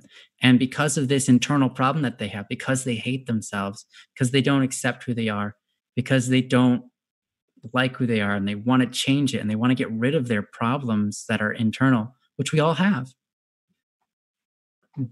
they do not allow themselves to be loved. They say, you can't love me because you don't understand who I am inside and how terrible I am. Or you can't love me if you really knew who I was inside. If you really knew who I was and how bad I am and how messed up I am and so on. But then it comes to a point where they realize, like, God, I know you love me. And there's nothing I can do that will stop you from loving me. And Ray, I will tell you the same thing. There's nothing you could possibly do. There's literally nothing. You're like, what if I went went out to the street and shot somebody? I would still love you. Not saying you should do that, and that's not why I would love you, but I would love you regardless of that. Because true love is unconditional, right? Hmm. And the only love worth having is that kind of love. Because it's the only love that can even scratch the surface of what you're worth. And, you know, it's hard because, you or all of us, I don't mean you specifically, but all of us, we get that in our head. where we don't, when we're disgusted with ourselves, and it's like, because we don't like ourselves, we don't allow other people to love us. We don't we don't really take in their words when they say I love you, because we don't love ourselves. And we put up this wall that stops their love from really getting to us and allowing it to affect us, because we don't feel like we're worth it. We don't feel like we deserve it. But I'll tell you, what I've come to learn is I don't believe in deserve. What I mean is, I believe that I don't believe in deserve, meaning I don't have faith in deserve. I don't have faith in deserve because deserve doesn't make any sense. Um, I know we've talked about this before. We never deserved to live in the first place. We never deserved the food that we were given when we were babies so that we could survive up till today. We never earned it. We never did anything to get that. We never deserved the beauty of the rainbow, of the clouds in the sky, the temperature of the earth. We never did anything to deserve being alive. We never did anything to deserve what we have. And so when we say, I don't deserve to be loved, that's not something you can earn in the first place. And you can never really, like, gifts are gifts. They're not something that you earn, they're simply given to you out of the kindness and love of somebody else's heart. And the best thing you can do, if you really want to, if you don't want to be a burden, and the reason you don't want to be a burden is because you don't want to hinder somebody, but at the same time, you want to be a good person. But the best way to be a good person is to accept someone's love and let them feel love through that. Um, it's okay. You don't have no reason to be sorry. Um, but yeah, as I was talking before, so many people struggle with this, and you're not alone in this. Mm-mm. But no matter what you do, I love you. And there are other people who love you, and other people who want to show you their love, and they want to give you the time. Um, and it can be hard when, I don't want to be a burden. Or I'm not worth spending time on. I don't deserve, people giving me the time that they give me. I can understand all of that. But the best thing you can do for somebody is to allow them to shoulder your burden sometimes. Um, you know how much satisfaction somebody gets out of being able to love somebody and have that be reciprocated or be accepted?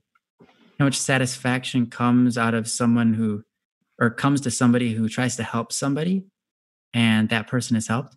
When someone tells you, hey, thank you so much for telling me this or helping me with this, that feels good inside.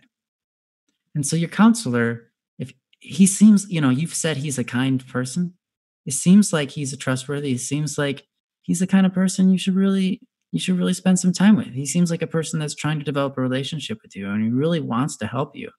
Mm-hmm. And so invite it in, because that's going to make him feel like he's doing what he's supposed to be doing. That's going to make him feel like what he took as a job because he wanted to help people, he actually is getting the chance to do. Um,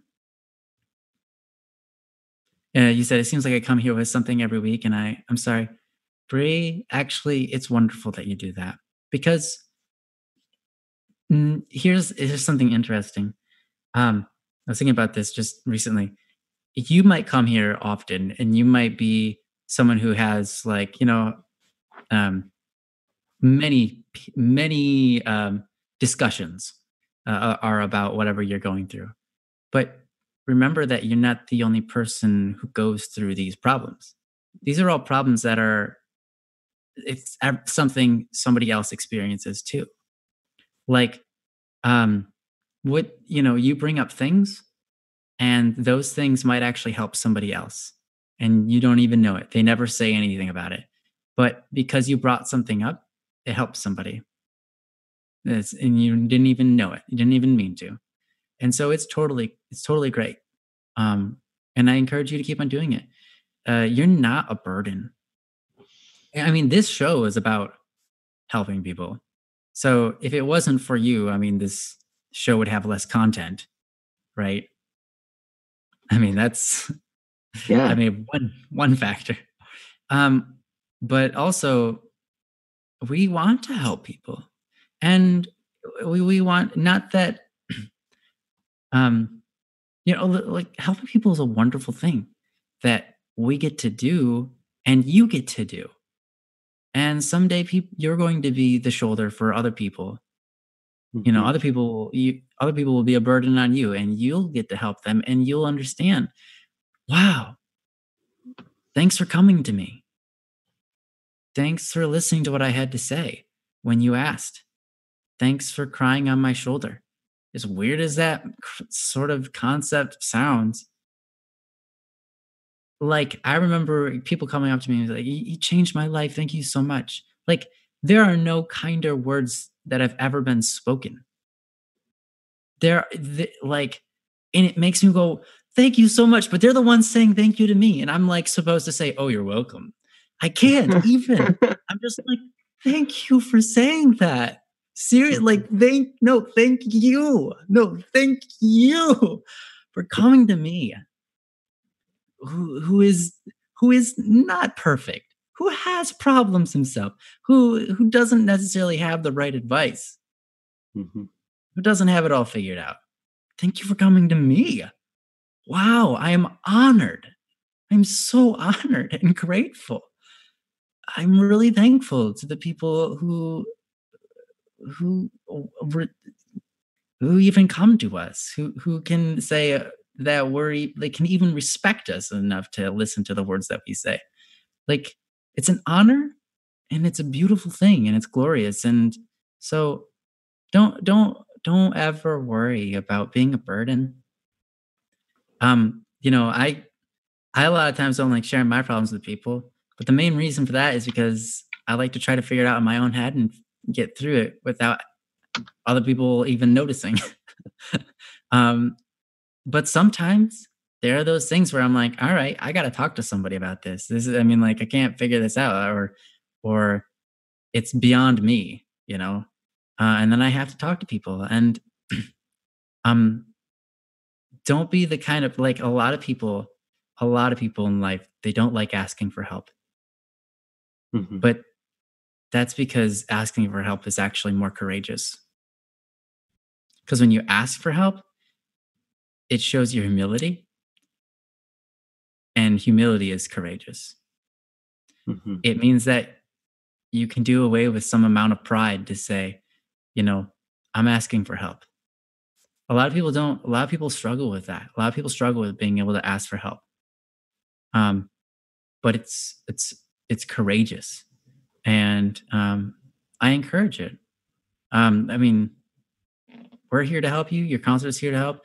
Everybody enjoys when they get to help somebody and they feel the satisfaction of, hey, thank you. You helped me. Um, your words meant something. You know, that's a beautiful thing. And you're giving other people that chance. And you're also getting the ability to, because every time you go through this, you learn and you take things away that you can help with other people and Mhm. you can also help yourself with.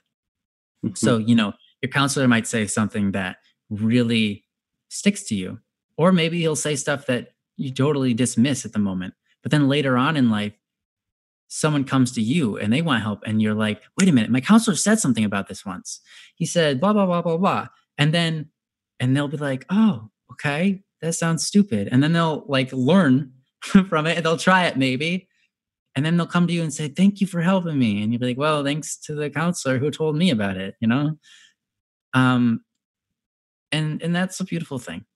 So don't don't uh don't ever feel ashamed of asking for help. It takes Mhm. so much courage to do that, that there's no reason to feel shame, um, because it actually shows that you're strong. Um, it's just like, people say, like, um, when they're depressed and they smile. When they're depressed, but they put themselves out in public and they still smile, and could they say, like, but this isn't the real me, I'm just faking my smile, etc. The truth is, you're smiling because you're strong, not because you're weak, though. I mean, even if you feel like your smile's fake, you're smiling because you're strong, not because you're weak, because you have the strength. And so that's that's important. It's important to try to be strong. And Mhm. you know where you're weak. Everybody knows where they are weak. A lot of times we see where we are weak, and we confront that and we hate ourselves for it. And then we say, like, you can't possibly love me because I'm not lovable, you know? But you are. Your shortcomings, your sins, your whatever, that doesn't stop love. In fact, if anything, it's a testament to how powerful love is. And say, you know what, I love you regardless of those things. I don't know all of those things that you have inside that make you feel um this pain, you know? I don't know all the things that you struggle with internally. I don't know what you think of yourself exactly, but even if I did, I would love you. And I would wish those things away. I would wish you weren't going through those things just like you do. Mhm. And I would hold you tight and say, I understand those are terrible things, but I love you. And just keep on working on it. And you know what? All of us have our things, like the thing I was talking about before, with being Roman Catholic and then being gay at the same time, right? And you're like, this is people who struggle with this, they hate themselves and they say, God, you can't love me because I'm gay and you don't, that's not how I'm supposed to be. And so if I'm this way, then I must be against you and by nature. And how could you ever love me? You know, and then they eventually realize that that's that's not it at all. That's not it at all. God loves them regardless of those things. And even if they are gay, they don't have to actually act on it. Just because they have an attraction doesn't mean that's who they are. I think that's a lot of the problem in our current society is that, um, you know, if you're attracted to men, then that's who you are. And if you're attracted to women, that's who you are. Whatever kind of person you want to have relationships with, physical or emotional relationships with, that's what makes you who you are. Or whatever you experienced as a child, that's what makes you who you are. You're a fatherless kid, you know. That's who you are. You just don't, or whatever it is. That's not who you are. That's not who you are. That's something you experienced. Mhm. That's Mhm. something you experienced. That's something you thought of once. Or Mhm. that's something you thought of many times. Sure. That's not who you are. That's something you experienced. So when you think of yourself and you say, how could anyone ever love me? Remind yourself that those things you're thinking about, that's not who you are. Those are just things you've experienced. Those are just things that you've been through. Those are things that maybe you've made choices on that you regret. or things that you still want to make choices on. But those are all just experiences. They're all just things you've gone through, things you've thought. That's not who you are. And that's something that isn't a factor when it comes to love. Those things aren't what make, like, some people in the world say, I love this girl because she's funny, because she's adorable. And that's nice. That's nice. But even stronger is the love that says, I love these things. I love her regardless of what she's done. Right? So just remember, you are lovable. So when someone tries to love you, or they say they love you, don't don't don't say you can't love me, or don't try to push away their love. Don't try not to have a hard time accepting their love. Mhm. More, in this world, everybody wants to be accepted, and I would say try to turn away from that, because we're not meant to be accepted. Because to be accepted is to say, like, you accept everything I think and do, so I have this sort of evil nature about me. Do you still accept me? Do you still love me? Don't, don't, uh, don't buy into the world, the culture of acceptance. Buy into the culture of love, because acceptance is about the experience, about the things you've done, and whether people accept them or not. But love goes beyond that. Love is not acceptance. So don't aim for people's acceptance, aim for people's love. And if people offer you their love, then try to love them back. Mhm. There's no better way to love somebody, no better way to feel loved than to love someone back when they love you. Mhm. So don't buy into the culture of acceptance, because a lot of people struggle with that. A lot of people say, you can't accept me, or this person doesn't accept me because they don't like this type of person. And so then, or people, the hardest part is anybody who buys into the culture of acceptance and expects other people to accept them, or they don't feel loved. All of those people struggle with accepting themselves, Mm. because by Mhm. human nature, we've all done things we don't accept. We all have parts of ourselves that we don't want to accept. That's good. That's a good thing. So if your emotion relies on you accepting yourself and having other people accept you, then problem solved. You just got to switch that off, because acceptance is nothing. Because it doesn't matter if you don't want to accept like, I have the urge to kill somebody. That's who I am. I accept that about me. I'm going to go kill this person. No, it's good that we don't accept everything about ourselves. So love and acceptance, they're not equal. They're not similar. Don't worry about whether you're accepted by other people.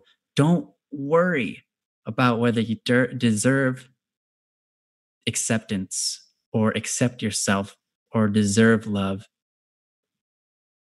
Because, yeah, I mean, I basically said it all. Love Yeah. goes beyond that. It's a totally different animal. Well, and Bree, you're absolutely right in that statement that you just posted. You said, I don't deserve what you all have done for me. And you're absolutely right. None of us deserve anything. There is no deserve. There's only give. We all give. And I got to tell you, Bree, there are times when I come onto this stream and I have had such a long and painful day. And the first thing I see is a big, huge block of hearts. Yeah, from from Bree you, and we just that love it. says, "I love you, Joe." I know it says, "I love you, Ryan," too, but I don't. I just blow past that part and see the "I love you, Joe," and I'm like, and it puts me in a mind frame, such a better mind frame to do this show. Just seeing that right at the outset after a day where I've just been beaten down by circumstances and people and all this kind of stuff. So you give to us as well. Yeah, really, I was thinking the same thing too. Because when I see, like, when I start this, before the stream started, you said that, and I'm like, "Aw, Bree's so sweet. I love that girl." Like, seriously. Yep. Well, we all take turns. Like it's like the song "Lean on Me," the old kind of silly, catchy song. Lean on me when you're not strong. I'll be your friend. Strong, I'll be your friend. What are the next lyrics? I'll help you carry on. Oh, there you go. I'll help you carry on. It won't be long till I'm gonna need somebody to lean on. And that's absolutely true, because that person is saying, lean on me when you're not strong. And then it's not going to be long till I'm going to need somebody to lean on as well. And so that's how our relationships are going, like it's how they work. It's the beauty of our interactions in our human, the sufferings we go through, that other people are there to help us when we need it, and then we're there to help others through their stuff. But if nobody ever had any problems, there'd never be any opportunity for us to help. And one of the most fulfilling things in the world is to help another person carry their burdens. As much as we don't want to, impose on somebody, we don't want to make them feel like, oh my gosh, now I have all this extra stuff I got to do for this person. That's kind of how it seems at the outset. And if somebody was really selfish, then maybe they would feel that way. I can totally see that. But having grown and learned and understood a few things, I've learned that the most fulfilling thing I have ever done is help another person carry their burden. The most fulfilling thing I can do is give without anything coming back to me in return. And sometimes I get stressed out about money, and I get all, nervous about it or whatever. And you know what's crazy? The thing that gets rid of financial stress? Give money away to somebody or to charity or to something. If you're feeling financial stress, that's actually Suze Orman is a financial advisor. And she says, you know what? The first thing you do, if you're feeling stressed about money, give some of it away. Don't buy something with it. Give it away with nothing, with no strings attached, nothing. Just give some money away. Well, what if I'm really stressed about money? Then give more of it away. Because what it does is it detaches you from the addiction to money. And that's the thing that's stressing you out. Now, as far as this, the mechanics of carrying someone else's burden is the same type of thing. When you give, it relieves stress, it relieves tension, it gets you outside of yourself, and it's so fulfilling. That's why I've heard a philosopher point to a picture of Jesus dying on the cross and saying that is a portrait of the most fulfilled a person can be, because he has given everything he has. And that's the example. It's like, he gave his life, and we give whatever we possibly can. And when we give and we give and we give to the benefit of others, to help others, we are more fulfilled than we ever could be receiving. And so, Bree, if you can, now there are times our lives go in cycles. And so sometimes we cycle and we're the person that needs to be carried along by other people. And when you're in that moment of your life, that's okay. And it's, it's actually necessary. It's a necessary part of the transaction.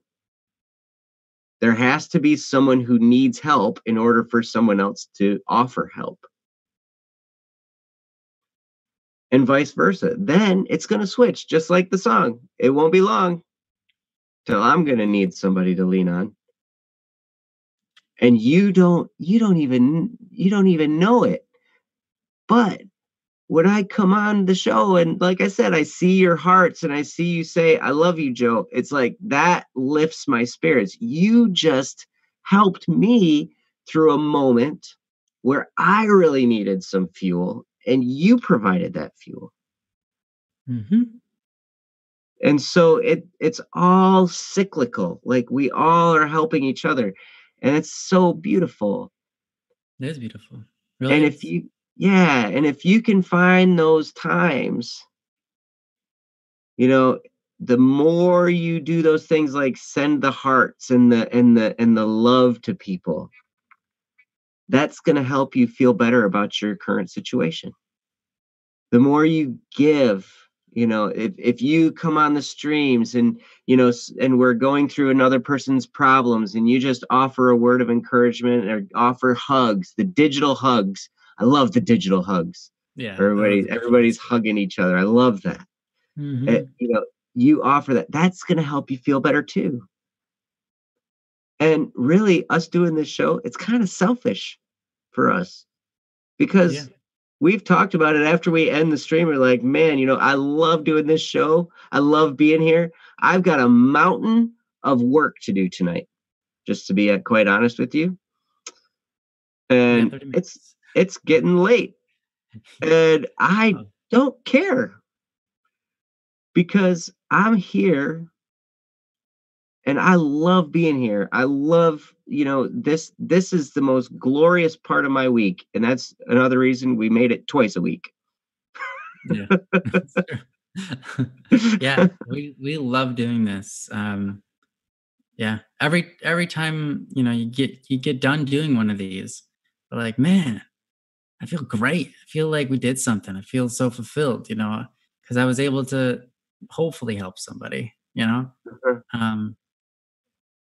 So yep, the situations you go through, I want to stress again, it's a necessary part of the transaction of people helping people. And that makes the world go round. People helping people. But in order for somebody to help someone, somebody needs some help. Somebody's got to need some help. And we all play both roles. There are times when we need help, and there are times when we give help. And sometimes it happens 70 million times in a day. Well, maybe not that many, but a lot. Sometimes it goes back and forth and back and forth and back and forth and back and forth and back and forth. And sometimes you don't even see it happening. Mm-hmm. Yeah. Sometimes it's totally unbeknownst to you. But when we stop, if you were to not bring your issues to the table, then that would stop the transaction and all of us would be less fulfilled because of it. And it starts to build up inside too. Mm-hmm. Absolutely. And we were, it's amazing that, the mechanics of how all this cycles. Mm-hmm. It's really amazing. Cool. And, Bree, you give as much as you feel you're taking from others. You are giving as well, just by being here and giving your input and putting your posts out. You're giving us the opportunity to continue the show, and you're giving us the opportunity to help. And then when other people come and you can offer some love for them, that's going to turn the table. So you are now the helper, helping another person. And it just will work. It'll continue the cycle going. And the more we can get that cycle going of everybody helping one another when they need help, because everybody needs help all the time, the more we can turn that crank. If all the the help better that I we'll all get be. on a daily basis ceased, I would be in a world of hurt. Let me tell you, man, I have so many things to be thankful for, and so Mm-hmm. many things that other people are helping me with. I seriously, it's just incredible. And so I feel like I'm giving like nothing compared to all that I'm getting. And I think Mm-hmm. really I am.